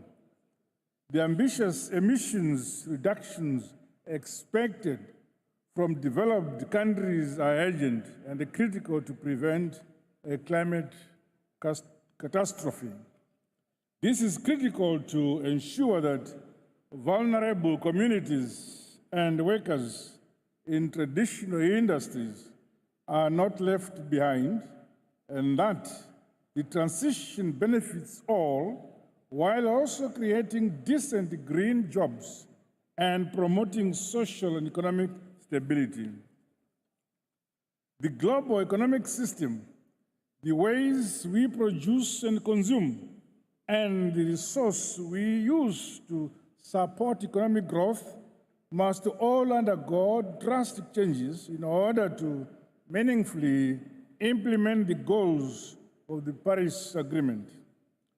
Zimbabwe is walking the talk on its revised, nationally determined contributions. We are offering diverse opportunities for carbon trading in the energy sector through investments in solar, wind, mini hydro, and geothermal power generation. However, the illegal economic sanctions imposed on our country are inadvertently hindering climate action by impeding progress in our quest to address environmental challenges. We reiterate our calls for the immediate and unconditional lifting of these heinous sanctions. Aspects related to sustainable methods for increased agriculture production and productivity remain essential to our ability to feed ourselves. We welcome the first global stocktake at this COP28, which should help us to continuously review, improve, and transparently disclose our climate plans.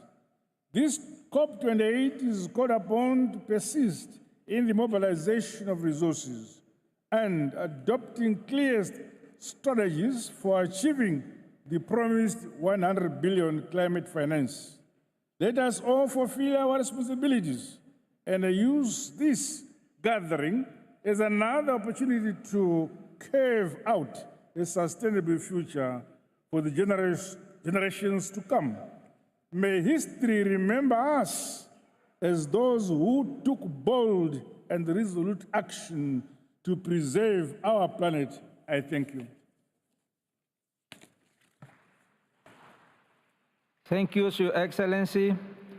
It is my pleasure to welcome His Excellency Mr. Umaro Sissoko Embalo, President of Guinea-Bissau. Your Excellency, you have the floor.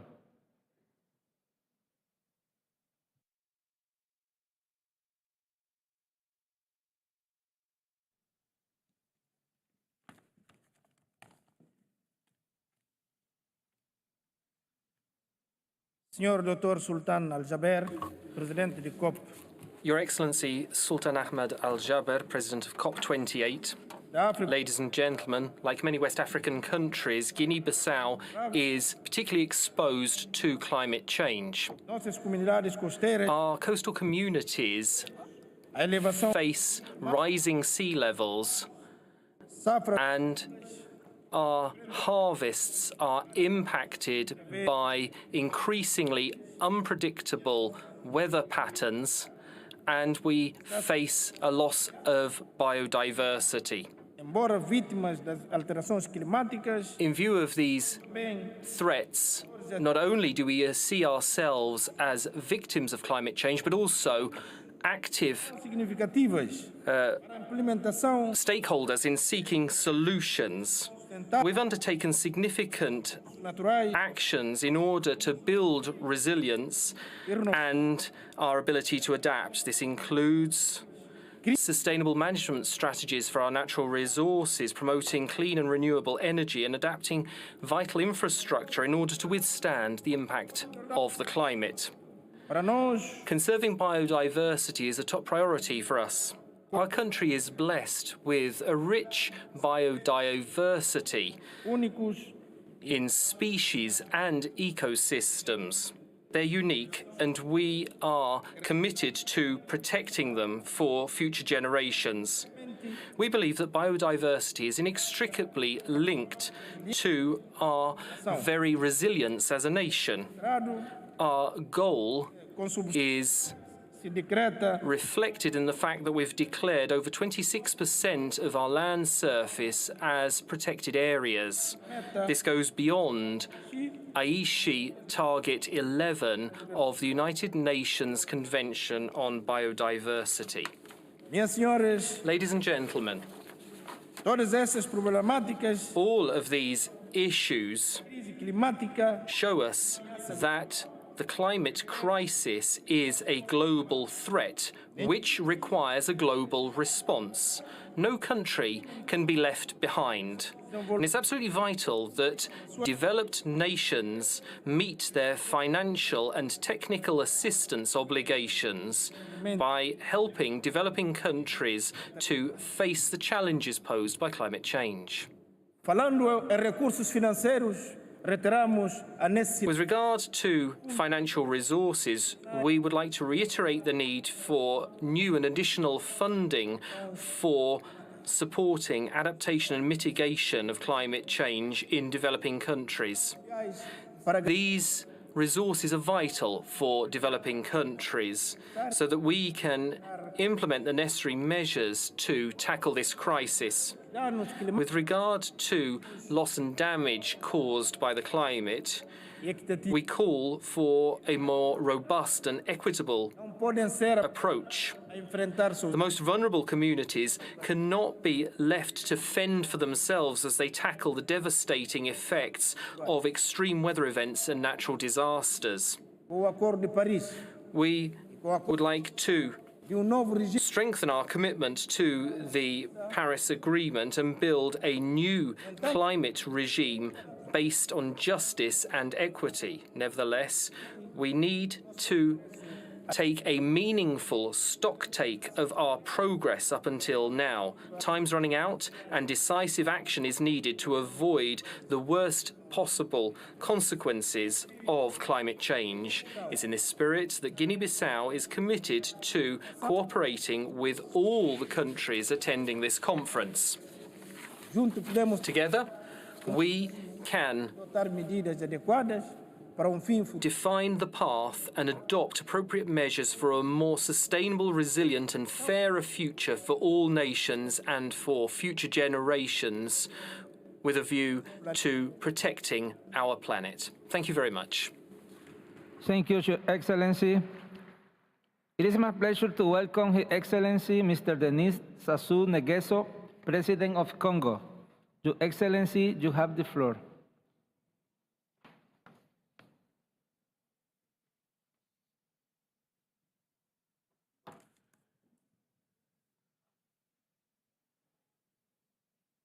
Mesdames et Messieurs, Ladies and gentlemen, heads of state and government, United Nations Secretary General, President of COP28, ladies and gentlemen,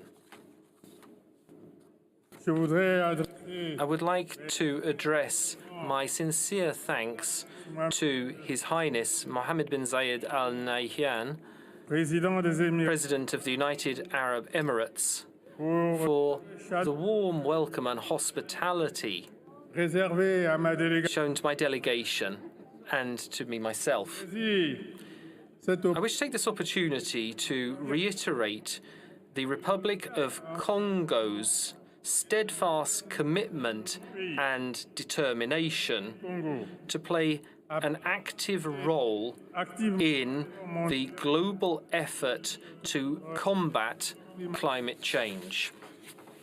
Before I go any further, please allow me to recall what we have achieved over the last 10 years or so at a national level and as the chair of the Congo Basin Climate Commission.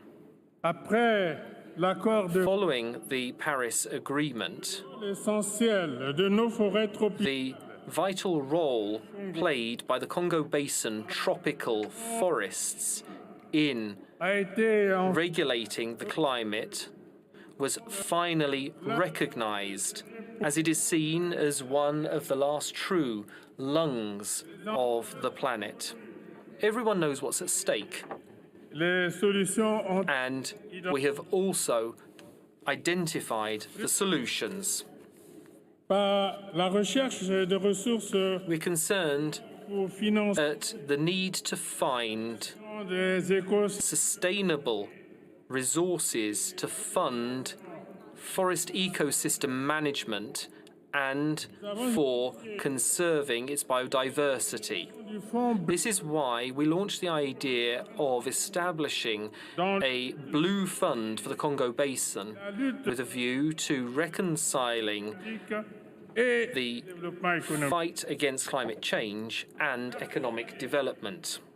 We're also convinced of the importance of nature-based solution for achieving the Sustainable Development Goals, as well as those of the United Nations Decade for Ecosystem Restoration. This is why, at COP27 in Sharm el-Sheikh, I made a formal appeal for a world forestation decade to be established in order to revert the current trend of forest destruction. It's against this backdrop that 12 years on from the first summit, last October in Brazzaville, my country hosted the second summit of the 3 tropical forest basins, Amazonia, Borneo, Mekong, Southeast Asia, and Congo.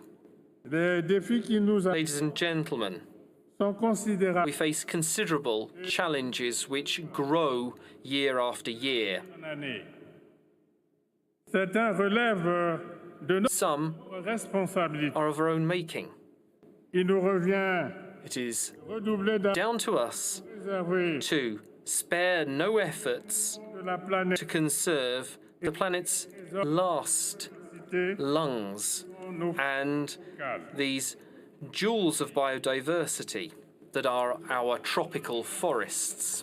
Thus, the duty for solidarity through requests for financial compensation following some countries' voluntary foregoing of unsustainable development projects is an issue which merits the international community's full attention. It's this effort for solidarity and equity which is the duty of all countries, because we must all work together to work for a safer planet Earth, protected from the threats and devastating effects of climate change. Ladies and gentlemen, it's not too late. It's never too late to do better. And I know, Your Excellency, President of COP28, that is your ambition. Please allow me to convey my own and the Congolese people's wishes to you. May they support you in making this global gathering in Dubai one which is epitomized by international solidarity. This is a fight we can't lose. Let's not forget that history will judge us on the way in which we've fought it. Thank you very much. Thank you, Your Excellency. It is my pleasure to welcome His Excellency Mr. Mohamed Sheikh El Ghazazwani, President of Mauritania. Your Excellency, you have the floor.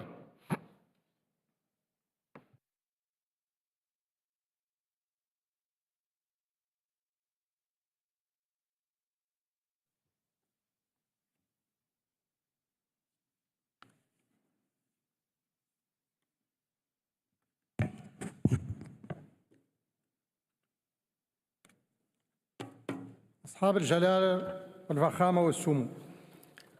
Majesties, Excellencies, المعالي. ladies and gentlemen, السادة والسيدات أيها الحضور الكريم.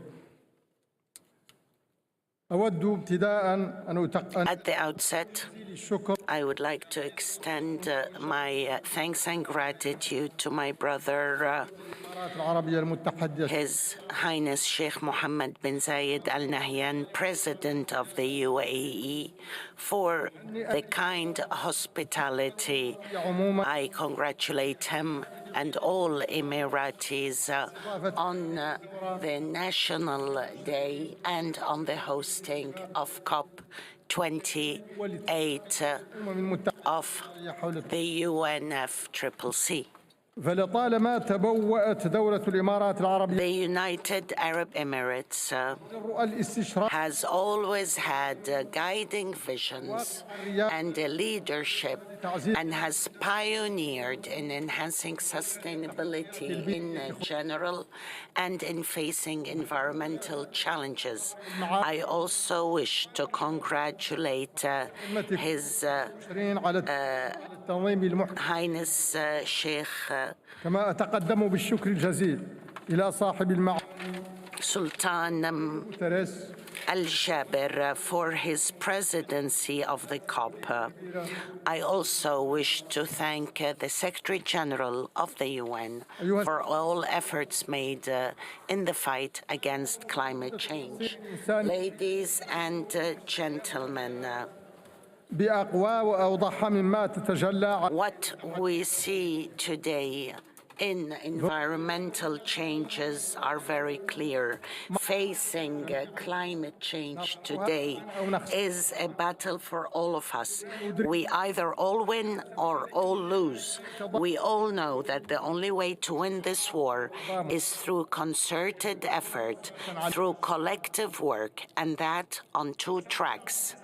Firstly, to enhance adaptation and mitigation, facing adverse impact of climate change on all socioeconomic fabrics of societies, especially in the developing countries. And we must work on development tracks that do not rely on carbon but promote renewables.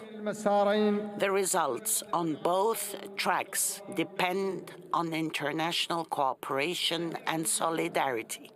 It is clear to all that this solidarity is still not to the required level. It is therefore essential to improve finance for environmental transformation and to provide support to developing countries without adding to their debt. Mauritania, we are one of the countries most impacted by climate change and resulting drought, desertification, and rarity of rainfall. Deserts are now extended in our country, and the various waves of drought have led to attacking our societies, our vital sectors, such as water resources, agriculture, animal resources, aquatic resources, and natural ecosystems. Therefore, we are fully aware that dealing with climate change is an urgency on all levels: environmental, social, economic, and security. Efforts are made through the Great Green Wall, an important initiative, through the Sahel initiatives. And we have also adopted the Green Mediterranean Charter under the leadership of the Kingdom of Saudi Arabia. We have always worked on the resources, maritime and coastal resources. In addition, we have made all efforts to enhance the capacity of our people to resist and adapt to climate change. This for supporting resilience and adaptation. However, we also are working on the track of a low-carbon track through investing in new technologies. Even though we did not contribute much to global warming, we are investing in renewables, making it 34% of our national usage of energy, and we are aiming for 50%. In addition, we have a program for green hydrogen. We are confident that we will be able to achieve this objective, and we aim to reduce carbon emissions by 11%. However, in all these efforts, we still need, like most developing countries, an increase in international support to allow us to resist and adapt. I renew the call to increase support to developing countries in dealing with environmental challenges. I wish this COP all success, and I thank you. Thank you, Your Excellency. It is my pleasure to welcome His Excellency Mr. Kassym-Jomart Tokayev, President of Kazakhstan. Your Excellency, you have the floor.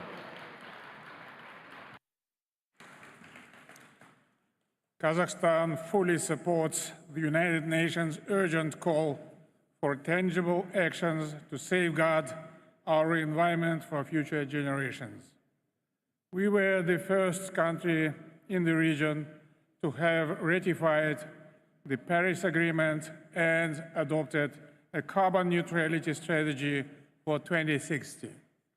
The resulting new environmental code of Kazakhstan will drive comprehensive adaptation of green technology in practically every sector of our national economy. There is extraordinary potential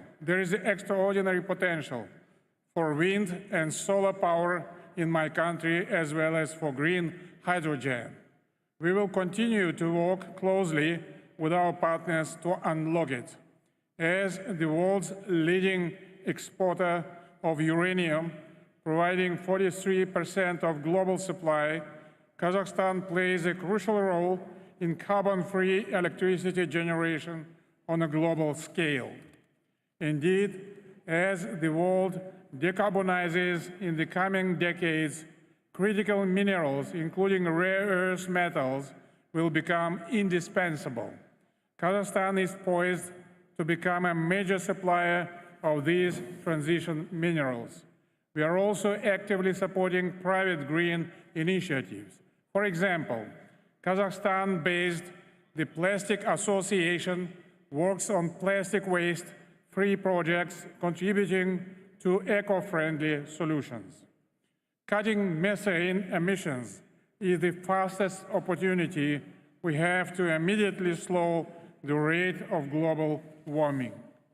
That's why I am pleased to announce today that Kazakhstan has decided to join the Global Methane Pledge. At the same time, we are eager to tackle the enormous challenge of coal in our region by implementing our region's first ever Just Energy Transition Partnership in Kazakhstan. For both of these to succeed, we look to our friends and partners for their concrete support. More widely, we look to the international community to scale up its commitment to greater meaningful climate finance. But finance is just the first hurdle. Even if we successfully limit global temperature rise to 1.5 degrees by 2050, Central Asian countries will still experience up to 2.5 degrees of temperature rise. So adaptation is both inevitable and imperative. Therefore, we urge that more resources be allocated to support the International Fund for Saving the Aral Sea. Moreover, we are pleased, together with France, to co-chair the first One Water Summit on the margins of the next United Nations General Assembly. To build a momentum on climate action in Central Asia, we decided to convene a regional climate summit in Kazakhstan in 2026 under the United Nations auspices. The climate emergency is a global crisis that requires a global response. Kazakhstan firmly believes that only through collective action and cooperation we can resolve the climate crisis. And finally, I extend my warmest congratulations to His Highness Sheikh Mohammed bin Zayed Al Nahyan for successful COP28 presidency. Thank you. Thank you, Your Excellency. It is my pleasure to welcome His Excellency Mr. Santiago Peña Palacios, President of Paraguay. Your Excellency, you have the floor.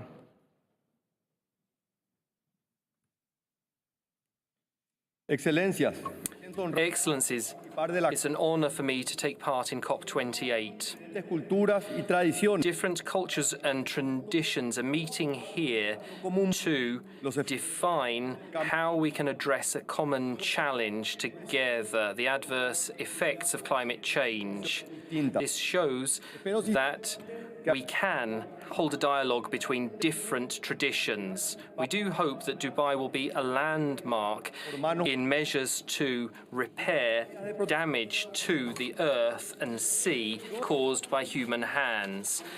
Protection measures for the environment must be robust and fair, and they must above all respect the guiding principles of the Paris Agreement, such as common but differentiated responsibilities, bearing in mind the different capacities and conditions of states, particularly those of us that need to strengthen our development. In my country, Paraguay, all energy is clean and renewable. Yes, you heard that right. All energy, 100% is clean and renewable. We have unique biodiversity and the potential to be a carbon sink. 44% of our land surface is forest. 15% of our land surface is protected forest. We are the 6th largest producer of soybean, and 94% of the land surface sown with it has not been deforested. We are one of the 10 leading exporters of beef, and it's of high quality thanks that we strictly comply with health protocols and natural grazing for our cattle. Our CO2 emissions are the lowest in the Latin American region, just 0.1% of global emissions. The 4th National Communication on Climate Change shows a 44% drop in emissions from farming and forestry, and a 14% drop in methane emissions in farming and livestock rearing compared to 2010. We've taken the first steps to join the voluntary carbon market. Paraguay is a key player in food and energy security. We have high environmental awareness, and we've taken measures to be considered an example. It's time that the world was aware of this. I urge the Convention to simplify processes and remove barriers to access to climate funding. The planet is our common home, and that's why we hope that everybody can take part in the COP. And this is why we propose that the Republic of China, Taiwan, be included in this process. Lastly, President, I would like to underscore the importance of promoting a fairer approach, and one which doesn't impose penalties when it comes to tackling climate challenges. Developing countries cannot postpone their development because of unilateral, almost arbitrary demands. Dear friends, Paraguay defends a green, fraternal and prosperous planet in which we all meet our commitments to rebuild trust in the multilateral system. I'm firmly convinced that our joint efforts of leaving a decent legacy for future generations will prevail. We will be wise enough to leave a better world than the one we found. Thank you very much. Thank you, Your Excellency. It is my pleasure to welcome His Excellency Mr. Abdulatif Jamal Rashid, President of Iraq. Your Excellency, you have the floor.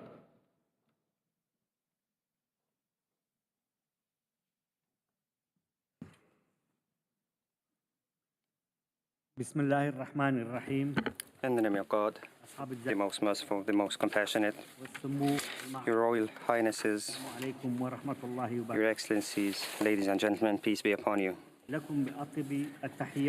would like to convey the best greetings from Iraq, the historical Mesopotamia, the cradle of human civilizations that has introduced knowledge, science, and law.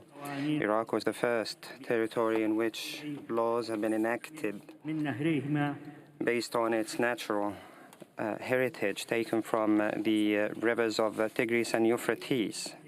Both rivers are under threats of drought on the back of a number of impacts, including climate change.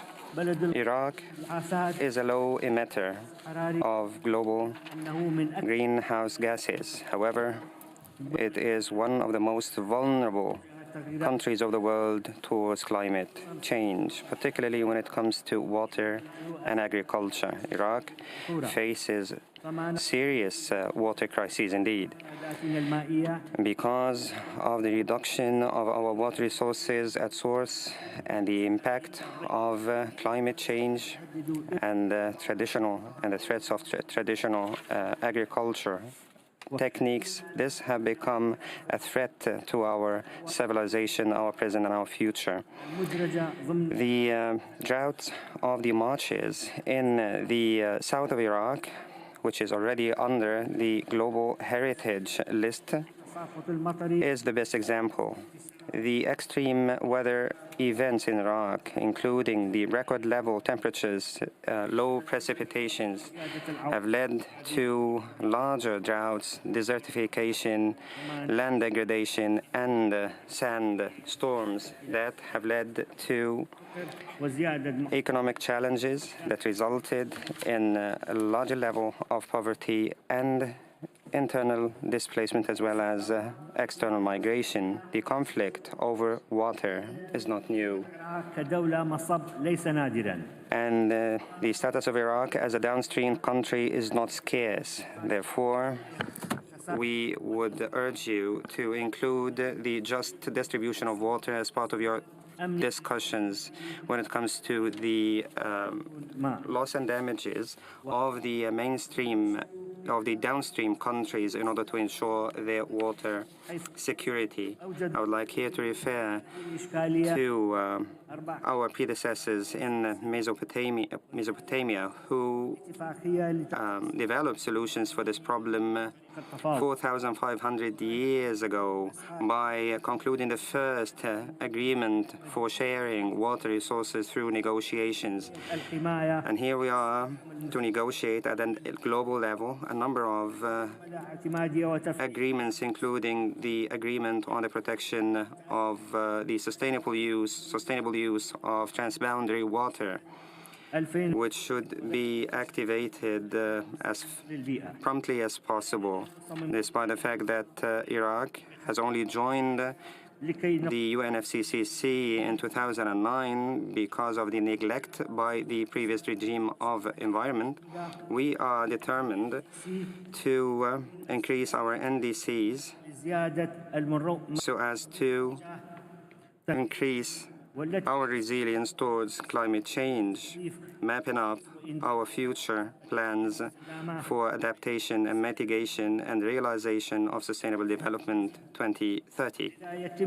Therefore, the second national report of climate change and the biannual updated report on greenhouse gas emissions in Iraq are under preparation, the matter which reflects Iraq's commitment to its climate commitments. Based on the above, the Iraqi government has taken prompt actions to implement renewable and clean energy projects with a view to reducing GHG emissions that emanate from oil reduction, reaching net zero by 2030 through upgrading the capacities of the electricity grid. We are sure that the Dubai COP28 will come up with balanced and comprehensive as well as equitable outcomes when it comes to global assessment, just transition, the loss and damage fund, as well as the global adaptation goal based on the common but differentiated responsibility and as based on the national specificities and capabilities with a view to realizing sustainable and renewable clean energy. As we in the region of the Gulf, we are in the front lines of facing climate change consequences. The rising temperatures, particularly on the shorelines of the Gulf, will go beyond the 2%, the 2 Celsius limit. We are already suffering from rising temperatures, sandstorms, as well as water scarcities. And it has to be noted that these changes are no respecter of borders. Therefore, each one of our countries, when it comes to adaptation or mitigation, will have a positive impact on the other countries. We have no other choice but to pool our efforts to collectively face the risks of climate change with all our might. Out of this rostrum, we call upon the neighboring countries in the Gulf to exert collective efforts as a single unilateral negotiating bloc to take our unified position to ensure the climate future of us all and to realize a regional gathering for the riparian countries, the 8 riparian countries of the Gulf, to address the serious challenges of the climate change. We therefore, in conclusion, we condemn the aggressive assault against Gaza. We call upon the international community to stand firm against this assault. We reaffirm the Iraqi position for the Palestinian people to self-determination. And thank you very much, and peace be upon you all. Thank you, Your Excellency. It is my pleasure to welcome His Excellency Mr. Alexander Vučić, President of Serbia. Your Excellency, you have the floor.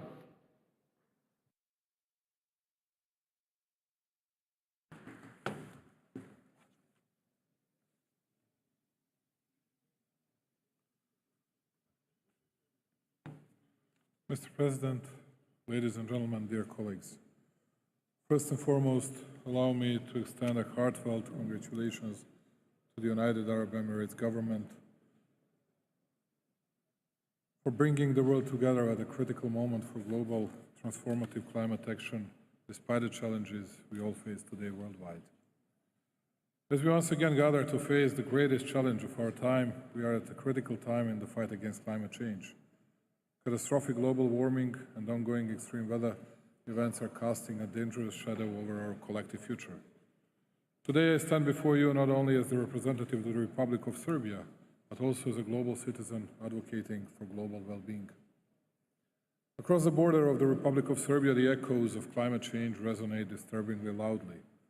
Our country is at the forefront, struggling with alarmingly high average temperatures above the global average, since average temperature in Serbia already increased by 1.8 degrees Celsius, and in summer it is as high as 2.6 degrees Celsius.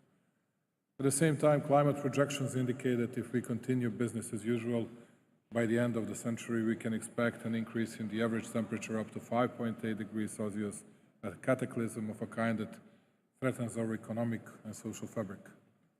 This year will most certainly take the infamous title of the warmest ever recorded, not just globally, but in our country as well. Aside from warmest months ever recording being July, August, September, and October, we witnessed for the first time 2 tropical nights with temperatures over 20 degrees Celsius during the month of October, which is unheard of in Serbia.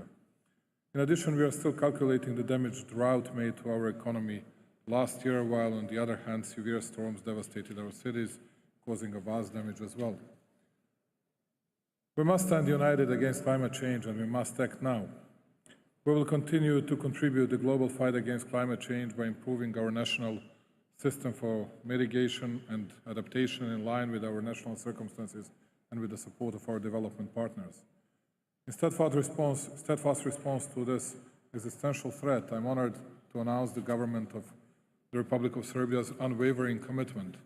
In June of this year, we charted a transformative course with the adoption of our low-carbon development strategy, which served as the basis for revised national determined contribution that raised the ambition of our initial NDC by more than 3 times.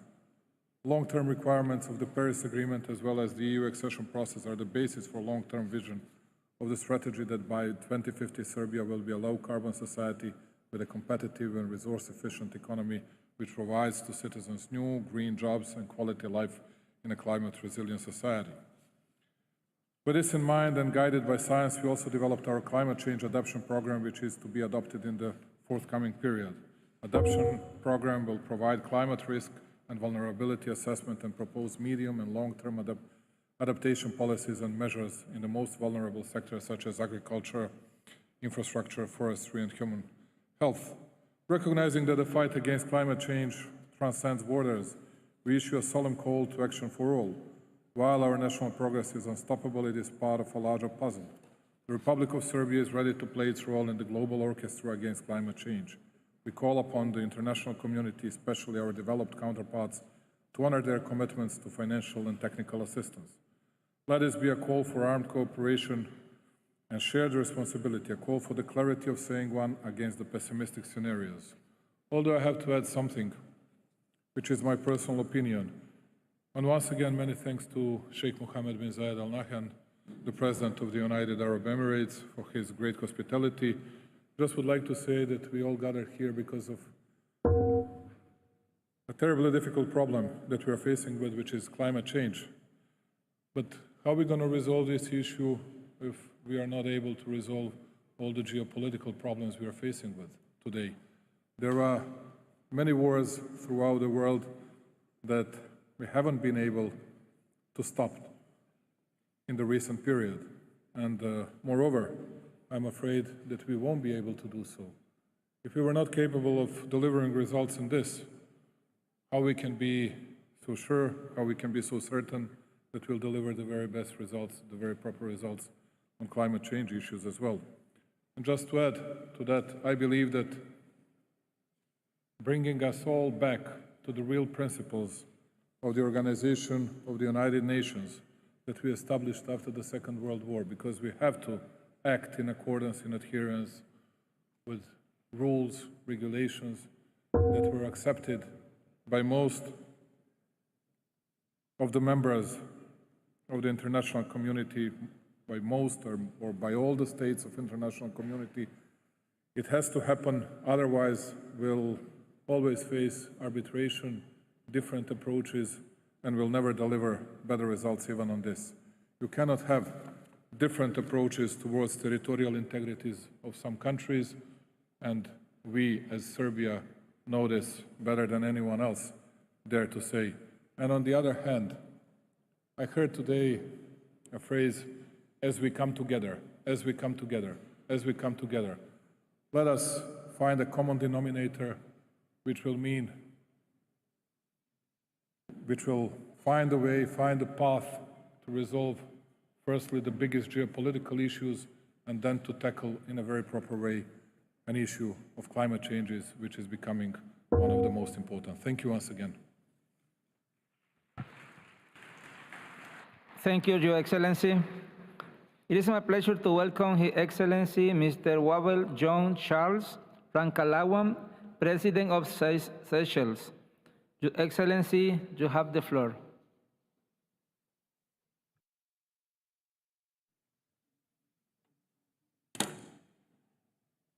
Your Highness Sheikh Mohammed bin Zayed Al Nahyan, President of COP28, Dr. Sultan Al Jaber, Heads of State and Government, Excellencies, ladies and gentlemen. I would like to express my gratitude to His Highness Sheikh Mohammed bin Zayed Al Nahyan and to the people of the United Arab Emirates for the warm welcome and hospitality extended to my delegation and myself. I take this opportunity to congratulate you on the organization of COP28 and wish you prosperity as you celebrate your 52nd National Day. The collective efforts to foster cooperation in response to the most pressing issue of our time are indeed commendable. I am honored, therefore, to address this esteemed assembly on behalf of the people of Seychelles. In our shared pursuit of a sustainable future, the urgency of our deliberations here in Dubai cannot be overstated. As parties to the convention, we committed to deliver on commitments such as the USD 100 billion promise, scaling up adaptation finance, new collective quantified goal on finance, and most recently, the Loss and Damage Fund. We are yet at another COP, and I am disheartened to state that most of these commitments are yet to be fulfilled, despite the urgency required to address the climate crisis.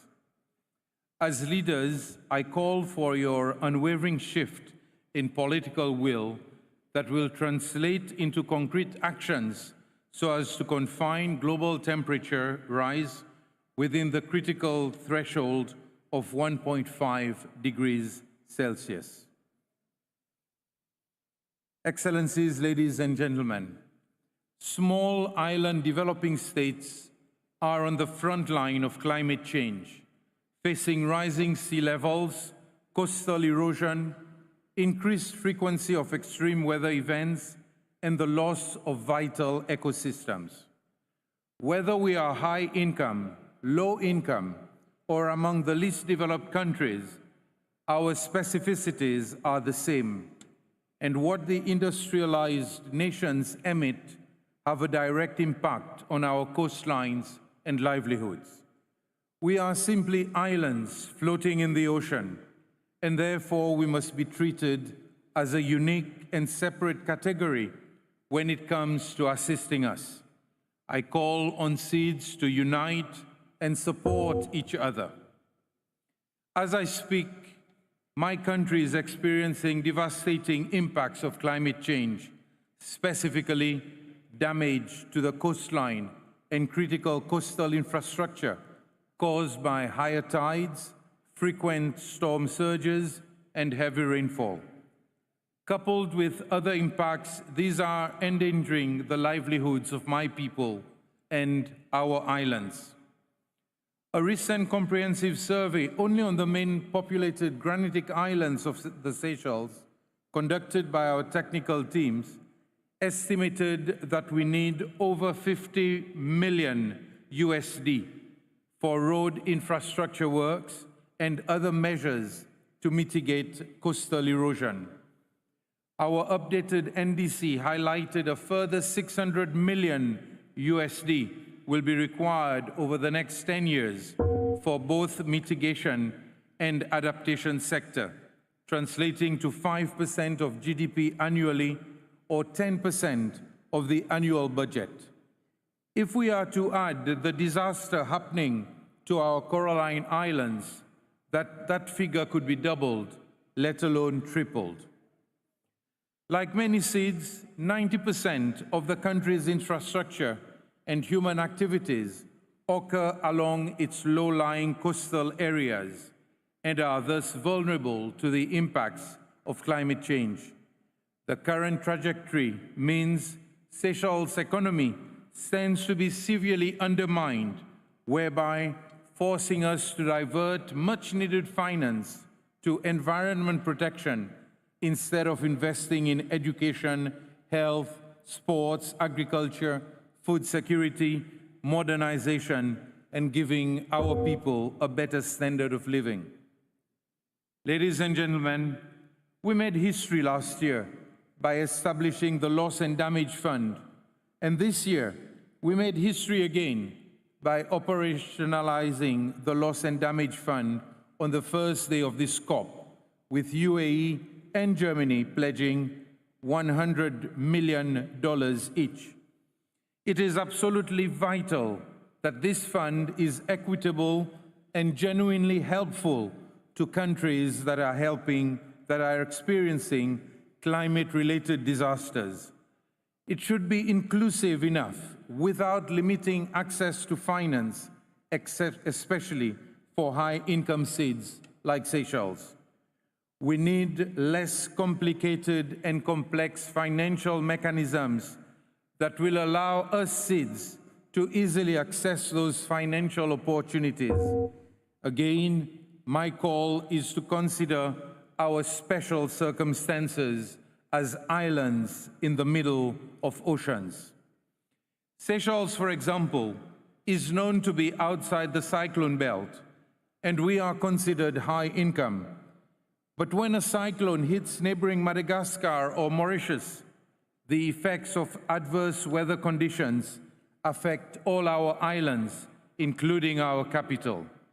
In April 2016, Fantala, a Category 5 cyclone, hit one of our islands 3 times, destroying everything, including the communication network and homes of workers, creating 2 new islands in the lagoon. The resulting tsunami of the earthquake of December 2004 in Sumatra, Indonesia, thousands of miles away, traveled all the way to Seychelles, destroying human life and coastal infrastructure. My point is very simple. Don't categorize islands into economic bands, but treat all islands in the same manner and allow all of us to have access to the Loss and Damage Fund. We all lose from the damage you cause, yet we clean up our emissions and help mop up those of industrialized nations. The current criteria used to access concessionary finance puts seeds such as Seychelles at a severe disadvantage under the current labels. There is an urgent need to reform the multilateral international financial institutions to address the restrictive conditionalities. This reform is necessary to help fund climate change projects. In other words, finance needs to be more readily available, accessible, and affordable to support these projects. As the current chair of SEEDSDOC and the African Island States Climate Commission, my plea to COP28 is for the developed world and the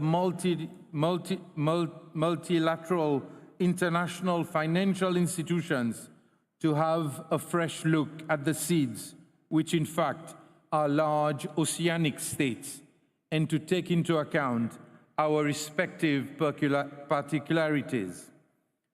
Despite contributing very little to global emissions, seeds like Seychelles bear the brunt of the climate crisis. We are actively engaged in decarbonizing our energy sector, including transitioning to green mobility. Additionally, as a dedicated environment champion, Seychelles remains committed to safeguard its terrestrial and marine ecosystems. When I signed the United Nations High Seas Treaty, or the BBNJ, earlier this year at the UN, I smiled to myself because, in a sense, Seychelles had already ratified it, since we are already protecting 32% of the ocean under our care. We are protecting nearly 100% of our seagrass and that of our mangroves, and another 50% of our scarce landmass. Recent sightings of blue whales in our waters after more than 60 years' absence serves as evidence that our conservation efforts are creating a safe haven for marine life. The message is loud and clear. Seychelles is a committed partner that can be trusted. We believe in what we preach, and we walk the talk. The evidence is there. However, we cannot do it alone. We need the financial support of the whole world to help the 100,000 people on these islands in the middle of the Indian Ocean. Excellencies, ladies and gentlemen, the metaphorical hourglass is dwindling. COP28 presents a pivotal call to action to build climate resilience before the last grain of sand slips away.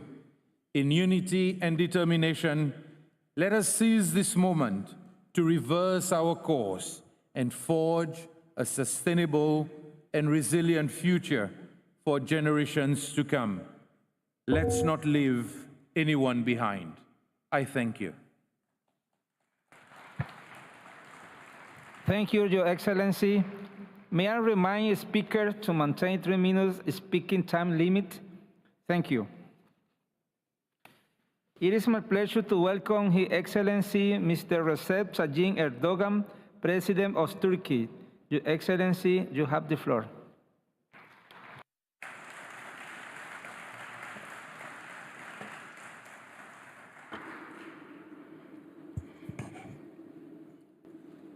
Saygıdeğer devlet ve hükümet başkanları, distinguished heads of state and government, Honorable Secretary General, on behalf of myself and my nation, I greet you all with most heartfelt feelings.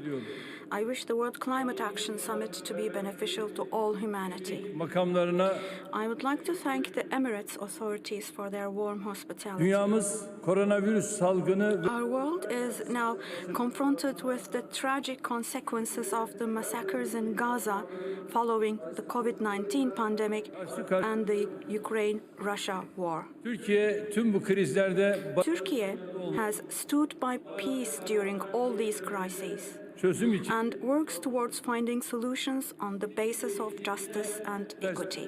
yaklaşıyor. And we approach to the issue of climate change from the same perspective. When it comes to combating climate change, even though our historical responsibility of the global greenhouse gas emissions is less than 1%, we're taking significant steps with our own means. We plan to reach the net zero emission target by the year 2053. We have doubled our emission reduction target for the year 2030. Within this scope, by the end of this year, we expect to have mitigated 66.6 million ton equivalent carbon dioxide. Güç içerisinde The share of renewables in our installed power generation capacity has been increased up to 55%. With this rate, Turkey currently ranks the 5th in Europe and the 12th in the world in terms of installed renewable energy capacity. As regards geothermal energy capacity, we are ranking the 1st in Europe and the 4th in the world. And when it comes to hydropower, Turkey ranks the 2nd in Europe and 9th in the world. We have also started off implementing our hydrogen technologies strategy. Furthermore, in the context of our net zero emission target, we have prepared our roadmaps for decarbonization of certain sectors such as cement, steel, and fertilizers. We envisage to increase the share of renewable energy up to 69% in 2053. Thanks to the Zero Waste project initiated under the auspices of my spouse, Mrs. Emine Erdoğan, we will increase the rate of recycled waste up to 60% by the year 2035. As you all know, the cost of all these efforts is quite high. Because of this, it is of central importance that we access climate finance resources and also means of technology transfer in a more equitable manner. Despite the earthquake disaster of 6th of February, we have not given up on our targets, neither on the economy nor on combating climate change. Thanks to God, we are rapidly healing the wounds of the earthquake that affected 14 million people and 11 cities in our country. Now, as we reconstruct our cities, our top priority is to protect the environment and to build climate-friendly and environment-friendly structures. Dear friends, while expressing here our views on climate crisis, it is impossible not to touch upon the humanitarian crisis taking place in the Palestinian territories close to us. As a result of the Israeli aggression, killing of more than 16,000 innocent Palestinian civilians, mostly children and women, this cannot be justified under any circumstances. The incidents taking place in Gaza is a humanitarian crime, a war crime, and the perpetrators must be held accountable before international law.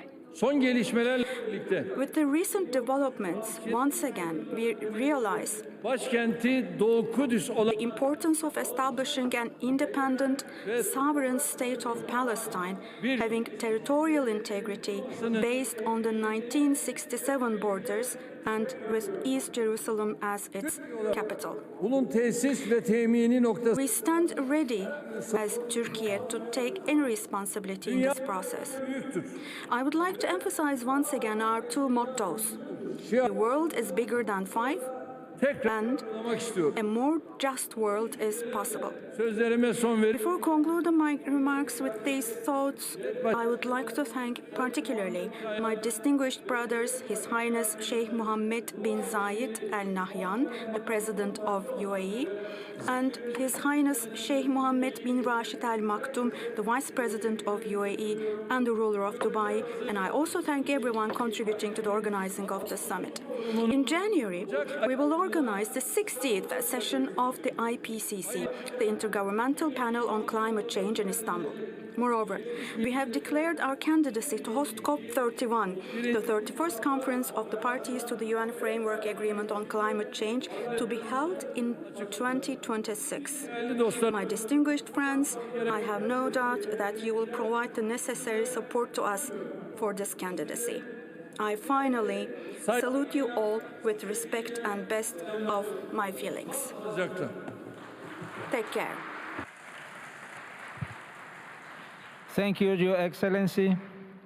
It is my pleasure to welcome Her Excellency Mr. Zuzana Kaputova, President of Slovakia. Your Excellency, you have the floor.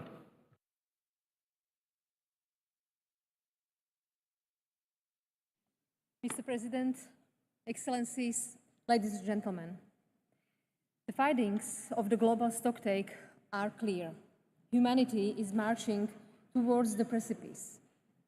How many more climate fora do we need to avoid a free fall into it? The number of weather-related disasters almost tripled in the past 4 decades. Every 5 seconds, someone dies a premature death because of pollution. Our inaction will soon make it every 4 seconds. 88% of the existing disease as a result of climate change occurs in children under 5 years of age. How much more do we want to harm the future generations? Excellencies, decisions which can avoid the current deadly course are ours to take. The solutions are right in front of us. Feasible, effective, and low-cost options are already available to mitigate the climate crisis impact. We have the technologies, resources, and skills needed. Let's use them. Our efforts must be ambitious, collective, and universal.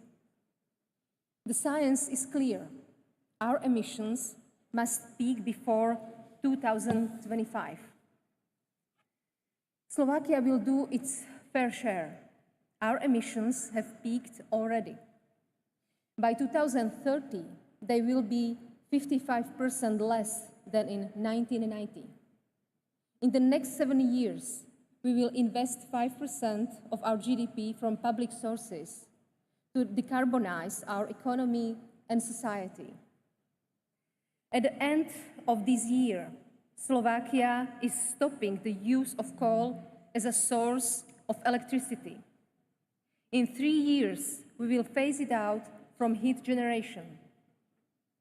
By 2030, we plan to reach 29% of renewables share in our electricity production. 85% of our electricity is already made with zero emissions. We commit to increase this to 90% by 2025. Slovakia is endorsing the Global Renewables and Energy Efficiency Pledge. Since 2015, Slovakia's green finance has grown almost 5-fold, including in greener ODA and our contribution to Green Climate Fund. The Loss and Damage Fund should help support the most vulnerable, and all big emitters and economies must step in and step up. Excellencies, let's make this COP the first one, where the benefits of our concrete commitments exceed our excuses and the carbon footprint of the planes we arrived on. Thank you.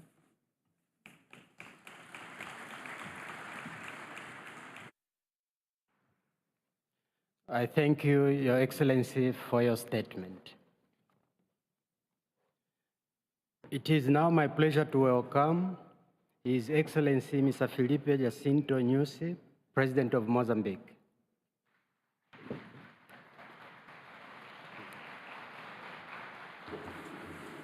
Your Excellency, you have the floor.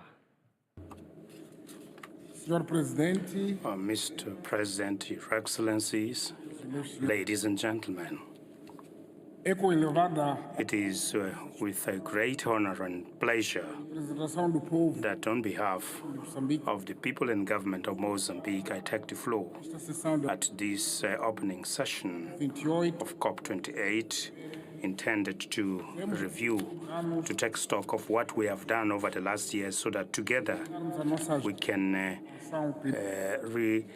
guide our actions on climate action. Mozambique, despite contributing less than 0.5% of emission of greenhouse gases, is among 10 countries that are suffering from the adverse impact of climate change.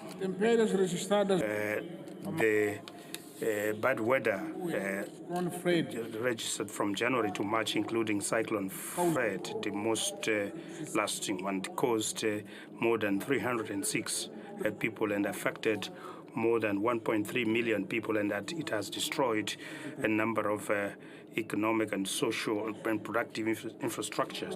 In this regard, we support innovative financing initiatives such as the conversion of debt for climate action and access to concessional funding for developing countries. Mozambique has joined the African Initiative of Carbon Market, and we have started the development of a plan for activating the carbon market plan. We are in contact, we're engaging a number of countries to sign an agreement for selling considering the potential of Mozambique of generating carbon credits, particularly on the forests, agriculture, renewable energies, as well as on blue economy.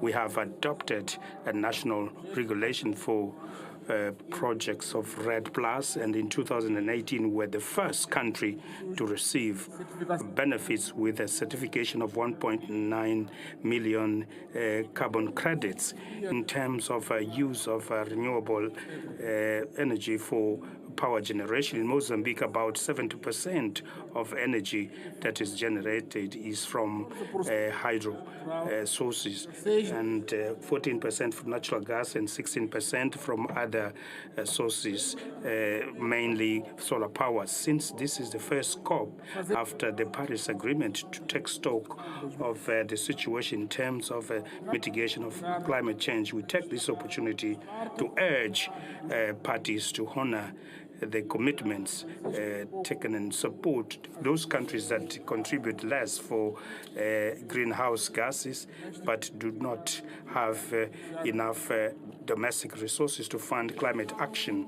We urge different governmental and non-governmental institutions to increase funding for research and technological innovation action, because with scientific expertise, communities can know how best to adapt to climate change. Excellencies, postponing climate action today, it's a clear investment in destruction in an irreversible manner for our planet and the humanity. I conclude by inviting private and public partners to join us in making the initiative for sustainable and integrated management of the Miombo flood viable, which was launched under the Maputo Declaration. Miombo, with its knowledge resources, because climate change, one of the threat of the forest, the Miombo forest. We are now planning an international conference this year to discuss on the Miombo forest so that we can give our contribution for carbon sequestration. Thank you very much for your attention, ladies and gentlemen. Thank you, Your Excellency. It is my pleasure to welcome His Excellency Mr. Rashad Mohammed Ali Al-Alimi, President of Yemen.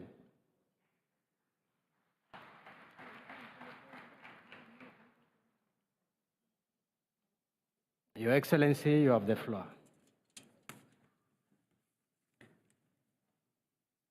بسم الله الرحمن الرحيم In the name of Allah, the most gracious, the most merciful, Your Excellency, Sheikh Hamad bin Zayed, the President of UAE, Majesties, Presidents of governments and states, Mr. Antonio Guterres, Secretary General of the UN, President of COP, ladies and gentlemen. At the outset, I wish to express my appreciation and congratulations to our brothers in the UAE for organizing and hosting this high-profile global summit. I wish also to thank the UN and the Secretary General for their efforts in cooperating with the parties in order to reach this new level in our efforts to counter threats to the present and future of the planet. Ladies and gentlemen, a year ago, we met in Egypt in order to achieve the same goals, which every time put us in front of our commitments and responsibility in order to protect the planet, especially in view of the threats of climate change and the never ceasing temperature. We meet today in Dubai, in the UAE, a city which early enough was capable to transform to a green economy thanks to late Sheikh Zayed bin Sultan Al Nahyan, may he rest in peace. We hope to see genuine progress in our collective efforts to reduce emissions and to build adaptation capacity and reinforce climate change programs, particularly in favor of least developed countries which incur losses year in and year out. Ladies and gentlemen, last month we participated in the regions of Mahra, another region in Yemen, difficult climate events in the context of war launched by Houthi militias. The cyclone Tig, which hit hard our country, affected countries and isolated them from the rest of Yemen, hitting hard on infrastructure. Also, floods destroyed lands, agricultural lands, and led several people to be isolated of their homes, ending up to be part of the millions of displaced people due to the war launched by the Houthis over the last 10 years. Ladies and gentlemen, the Yemenis are facing security, economic, and political challenges that are serious due to the ongoing war, as the Houthis refuse ending up to the hostilities and putting an end to the worst humanitarian crisis globally, which makes our efforts to counter climate change is very complicated. The need to electricity in view of the war prompted us to consider changing to solar energy, and we should be to express our pride in the support that we have received from the UAE in supporting renewable energy programs, which we have started in Yemen with 120 megawatt capacity. These programs will be ratcheted up to reach 1,000 megawatt. We plan also to plant thousands of trees as part of Mohammed bin Salman's program for the Green Middle East.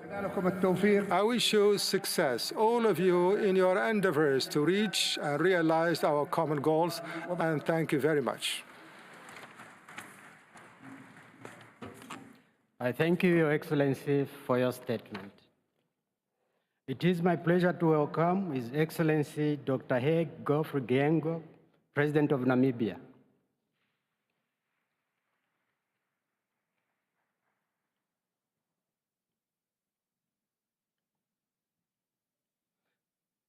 Your Excellency, you have the floor.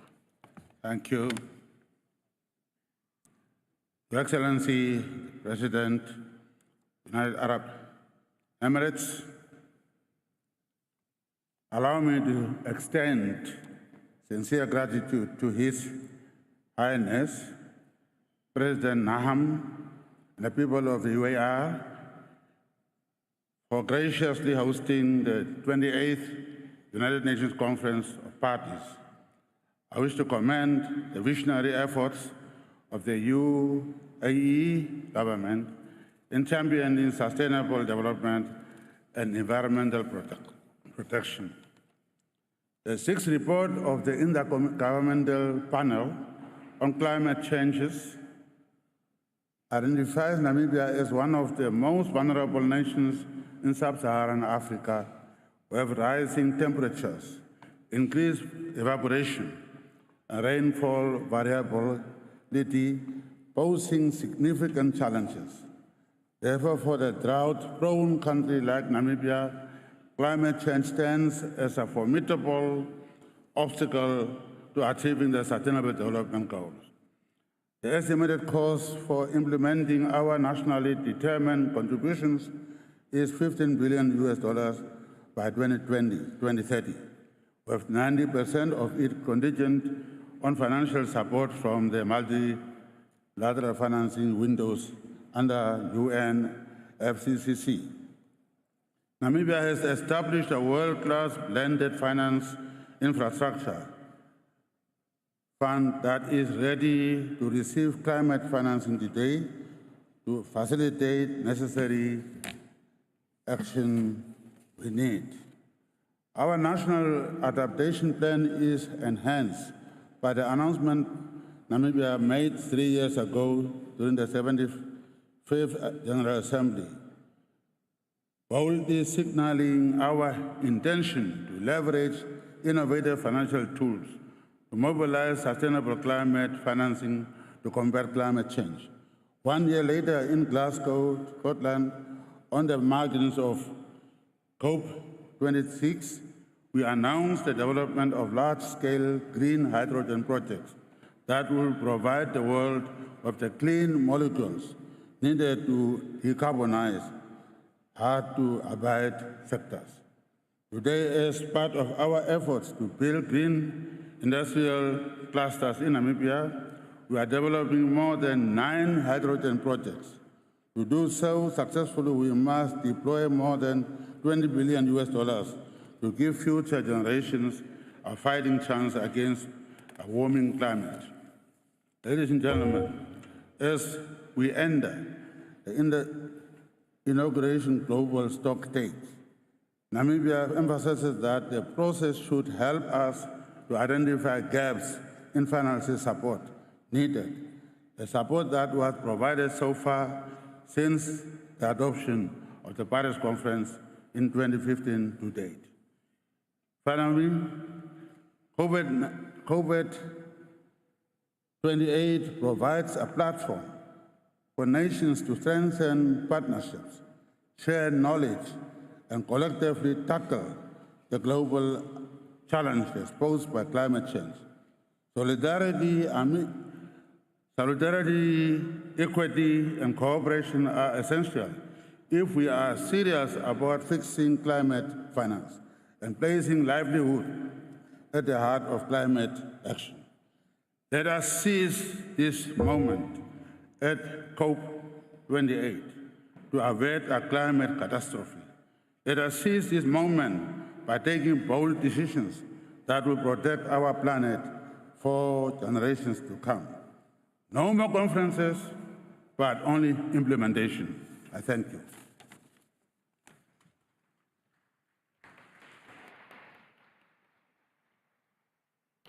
Thank you, Your Excellency. It is my pleasure to welcome His Excellency Mr. Nikos Christodoulides, President of Cyprus. Your Excellency, you have the floor. Excellencies, distinguished guests, I would like to take this opportunity to express my deepest appreciation to the government of the United Arab Emirates for hosting and steering the work of COP28, and indeed for its leadership on climate change. There is an evident reason why the world's attention is focused on our deliberations here in Dubai. The gravity of the situation regarding climate change calls for global action, for swift and resolute decisions but also leveling up our ambition for the future of our planet and for the future generations. It is a global challenge that recognizes no borders and can only be addressed through multilateral cooperation. Indeed, the latest IPCC report of March 2023 details the magnitude of changes in the climate system caused by anthropogenic emissions that is unprecedented in the history of humanity. Human-caused climate change is increasing both the frequency of the magnitude of extreme weather events in the whole world, devastates our ecosystems and livelihoods, as well as, by consequence, our societies and economies. For some part of the world, that is already an existential threat. Excellencies, Cyprus, situated at the heart of the Eastern Mediterranean and the Middle East, an area that is highly vulnerable to the impact of climate change, is experiencing these effects at higher levels than the global averages. During the last few years, we have witnessed higher frequency and extent of huge wildfires, droughts, and floods, as well as prolonged periods of extreme heat waves. These phenomena have destroyed large parts of our forests, as well as the unique ecosystems in our region, and have had a devastating impact on livelihoods, demanding urgent national and regional responses. Dear friends, deep emission cuts are necessary across countries and all sectors of activity within our societies. It is clear that we must act urgently, decisively, and collectively. One example of collective regional action is the Eastern Mediterranean and the Middle East Climate Change Initiative, initiated by Cyprus in 2019, in the context of recognizing the need for regional synergies to combat and mitigate the impact of climate change in our region, in full line with the goals of the Paris Agreement. Last year, in Sharm el-Sheikh, the heads of state and governments of countries belonging to the initiative adopted a political declaration as well as the regional action plan.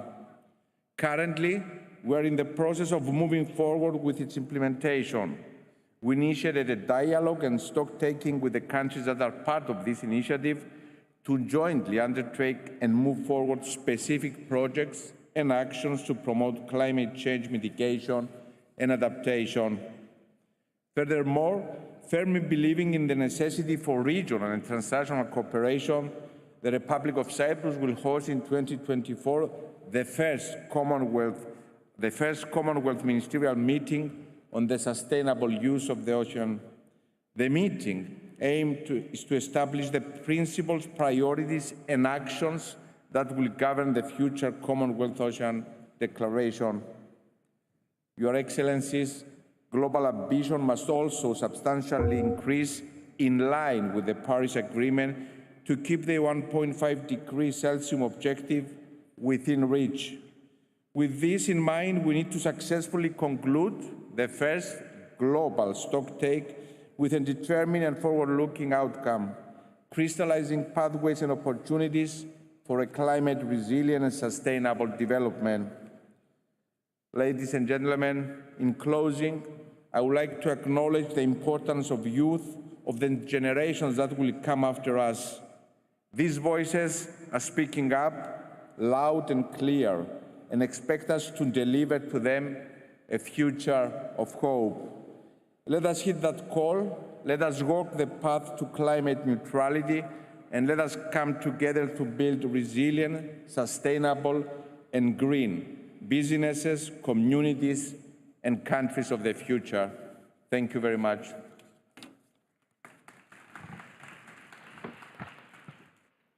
I thank you, Your Excellency, for your statement. It is my pleasure to welcome His Excellency Mr. Vehegin Kuchturan, President of Armenia.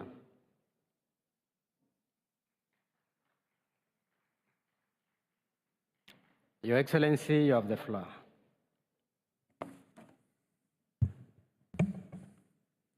Mr. President, Excellencies, ladies and gentlemen, I would like to congratulate the President of the United Arab Emirates, His Highness Sheikh Mohammed bin Zayed Al Nahyan, and the government of United Arab Emirates on excellent organization of the COP28. Climate change remains a topping global issue, and the COP session reminds us of the need to take a holistic approach to it for a greener, more sustainable, peaceful, and healthier future.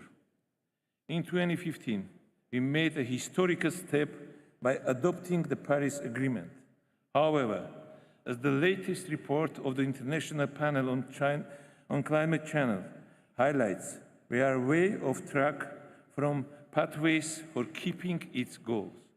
The reasons for this numerous, including with the continued reliance and fossil fuel-based economies at its core. It is clear that we cannot continue down the path of excessive and insensible exploration of hydrocarbons for energy production. Pacing down the demand for supply of fossil fuels is an imperative. We need to build energy systems which are more carbon neutral and less fossil fuel reliant to meet our ambitions for climate change mitigation. The solutions are there. We need to accelerate science and build on the positive developments of the last decade by doubling and tripling the use of renewable energy sources. For that end, we need sufficient climate financing, with the loss and damage fund being a cornerstone. Dear attendees, as a mountains developing country, Armenia is facing many challenges in this area.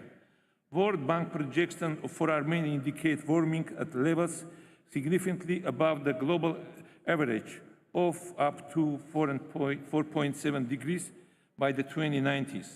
Under the highest emissions pathway, this places Armenia among the most vulnerable countries in the Eastern European and Central Asia.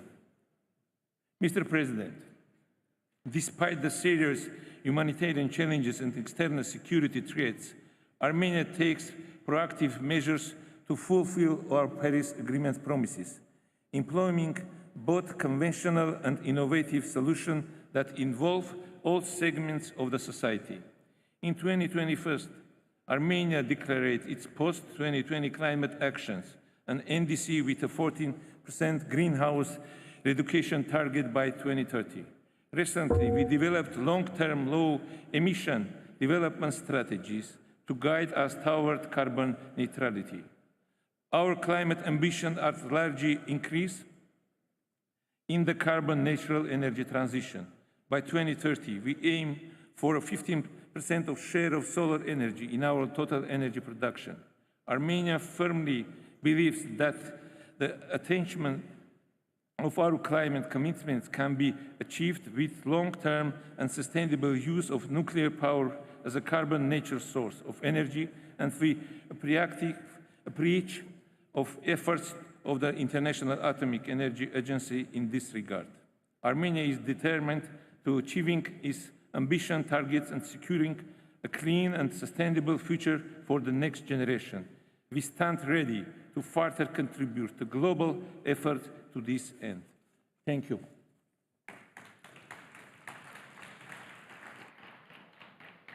I thank you, Your Excellency, for your statement. It is my pleasure to welcome His Excellency Dr. Muhammad Ifan Ali, President of Guyana. Your Excellency, you have the floor. Thank you very much. Ladies and gentlemen, I have not come here to restate the climate challenges the world faces. Instead, I want to urge us all to reflect on how we can meet these challenges. Because too often, the climate debate is dominated by some who are stuck in the past, who deploy outrage and anger as their only tools. But the landscape has shifted. If we want to achieve a just, affordable transition to meet the goals of the Paris Agreement, we need everybody at the table who has a solution to propose. And we need to recognize that climate action cannot be to the detriment of the world's developing countries and poorest people. COP28 will not achieve the desired objectives of definitively putting our planet on a net zero trajectory if we continue to address this matter in a doctrinarian way, ignoring the current realities. Given the growth in demand for energy, a significant part of that demand will come from the many in the developing world who continue to live in energy poverty. It is also a fact that renewables will not meet the growth of demand in the near future. If the debate of COP28 is framed by two camps, one calling for no cuts in fossil fuel production, including the most polluting form such as coal, and the other saying that the only solution to net zero is an end to fossil fuel production, then we'll fail once again to achieve a viable outcome and not to give our world the energy it needs to grow and prosper. I believe that net zero by 2050 as a target can only be achieved by a combination of measures that include a reduction in the fossil fuel production and the removal of large polluters out of the supply chain. And we reiterate our call for the removal of subsidies, incentivizing the introduction of renewables at scale, addressing the demand for energy, upscaling technology, for example, carbon capture and storage, and reduction in deforestation and land degradation through incentives and incentivizing the protection and sustainable management of forests. Against this reality, Guyana underscores the need for us to collectively reset global relationships and imbue them with enhanced trust and solidarity. Only in doing so, we can aspire to confront the most pressing challenges of our era: climate change, conflicts, the energy and food crisis, and achieving sustainable development. That means three priorities for the COP: agreeing a just, orderly, and affordable transition away from excessive fossil fuel use, ensuring at scale and accessible climate finance for a developing world that is of a scale that matches what needs to be done, and agreeing on action at scale to maintain tropical forests and advance sustainable land use. Specifically, on tropical forests, the COP must finally turn the promise of climate action into reality. Halting and reversing forest loss globally by 2030 is potentially 1/3 of the available solution to keep 1.5 degrees in reach. Finance is key, and Guyana is pleased to co-chair the Carbon Markets Working Group of the Forests and Climate Leadership Partnership, consisting of 30 countries. Along with our partners in the SCLP, we'll be working to build high-quality carbon markets so that forest communities and countries can prosper while keeping nature intact. In Guyana, back in 2008, we were the first developing country to produce a low-carbon development strategy, or LCDS. We maintain one of the world's most intact tropical forests, have one of the world's lowest deforestation rates, and store more than 19.5 gigatons of carbon dioxide, equivalent in that forest. We are a carbon net positive country and aim to stay there. We accept the responsibilities that come with being a new oil producer. Our economy will grow more than threefold while keeping energy-related emissions flat. We are building an ecosystem service economy with forest carbon markets generating 4.5% of government income this year alone. Forest carbon markets are also creating revenue for more than 500 LCDS projects across indigenous and other communities, and funding one of Guyana's biggest ever investment in adaptation. So to conclude, Guyana will continue to be a world leader in aligning food security, energy security, and climate security. We stand in solidarity with everyone who is working to create a better future, especially in developing countries. And we will always put practical solutions before abstract theories so that we can play our part in finally bringing climate stability within reach. I thank you.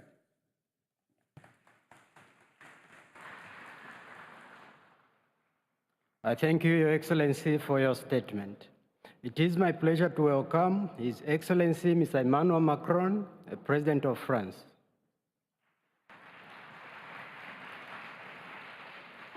Your Excellency, you have the floor. Merci beaucoup, Monsieur le Président. Thank you very much, President. Thank you, heads of state, government, ministers, ambassadors. I want to thank you, Mr. President Mohammed bin Zayed, for the warm welcome to this conference and the excellent organization. All protocols observed. I'll try not to repeat many of the things that have already been said, even though that is always difficult, especially given in light of the opening statement. But I just want to highlight some action points regarding where we are and what we need to do in the months to come, years to come. It seems the top priority for the developed countries must phase out fossil fuels. So we have the Paris Accords, which set the route. France is committed to that path. We have respected it over the years, and we know that to respect it up to before 2030, and this is true for many other countries, for us, we must multiply by 2.5 our effort. In these last 5 efforts, we've already doubled our efforts, but nothing should let us fall short of that ambition. And I should say that this isn't just words, but France does have a plan. We have presented its finance specifically to phase out fossil fuels and reduce emissions. Europe is fully committed to that strategy. In 2035, the high percentage of cars produced in France and Europe will function without oil. We are building a housing strategy, reducing massively maritime and air emissions. In particular, I welcome the excellent agreement reached but with the maritime industry of our countries a few moments ago, which will allow us to reduce emissions greatly by 2030 and reach carbon neutrality by 2050 in that industry. Also have a comprehensive strategy on nuclear, renewables and hydrogen that will allow us to achieve that goal. Starting 2030, fossil fuels will be a minority in the French energy mix for the first time since the Industrial Revolution, and we'll have to turn the page by 2040, 2045 on gas and oil. The biggest emitters must now enter this spirit of environmental planning and transparency. In that respect, G7 has a major part to play, as does China, which now is the second biggest emitter in history, and the status has almost changed. The private actors in our countries must also commit. I welcome the launch of the One Planet Data Hub, which allows us to compare the decarbonization path of 400 of the biggest companies. Moreover, emerging countries must phase out carbon, and that's the second big fight for us. Now, if there's a top priority, that is for the emerging countries phase out carbon. Effectively, we must allow developing countries to catch up economically. That's an element of justice, but that catch-up must not be done on the basis of fossil fuels, especially coal, and for a simple reason, and that is today existing plants that are concentrated chiefly in Asia, which will emit enough CO2 to exceed, for us, that will exceed the 1.5-degree target. So while each year we must draw down our fossil fuel-based energy production, just as I speak, we have 500 gigawatts of new coal capacities that are being planned. And you have an absurdity as we speak, a true absurdity to choose coal. And so we need to make a complete U-turn on this subject. First, the G7 countries must set the example. I commend my colleague, Sunyo, who is here with us and who presided this club, who is very courageous on this subject. But the G7 must set the example and commit to putting an end to coal at home before others. So before 2030, France will live up to its commitment to completely close all its plants by 2027 under my own mandate. I can't promise what will happen after me, but that's what I can promise for now. Then the richest countries must also help the developing countries also to phase out coal. Since Glasgow, the G7 has committed close to $50 billion in just transition energy partnerships. The JET-P with Indonesia, Vietnam, South Africa, these are good methods. They must be pursued and disseminated to help the coal phase out. But this also means we must be consistent. We must therefore stop subsidizing new coal power plants. The G20 committed to this in Rome in 2021, but we must change the rules when it comes to private financing. As I speak, the private sector has no disincentive to finance a coal plant as opposed to a renewable. That's absurd, and therefore our private markets, our investment systems are massively dysfunctional, and it's really shocking for everyone. Therefore, we must overhaul the system. In the next few years, there must be one rate of interest, if you like, for green and one rate of interest for brown. And if there is one priority for the funders to ensure consistency, it would be to differentiate that rate of interest, which is a major spread because it doesn't integrate the climate risk. And as the way we look at investment today, we're in no way considering properly how we are funding assets which will have depreciated in a few years' time, which are completely inconsistent with our global strategy. We're going to launch this with the World Bank and our partnerships as part of the Coal Transition Accelerator Initiative, which we're launching tomorrow. A third remark, we must commit to placing trade policy for the benefit of the environmental transition. This is another aberration that I want to put on the table here, because we invest in greening our industries at a global, regional level, but at the same time, we continue to liberalize pollutant goods around the planet as if nothing was happening. That's very discouraging, and it's a lose-lose option.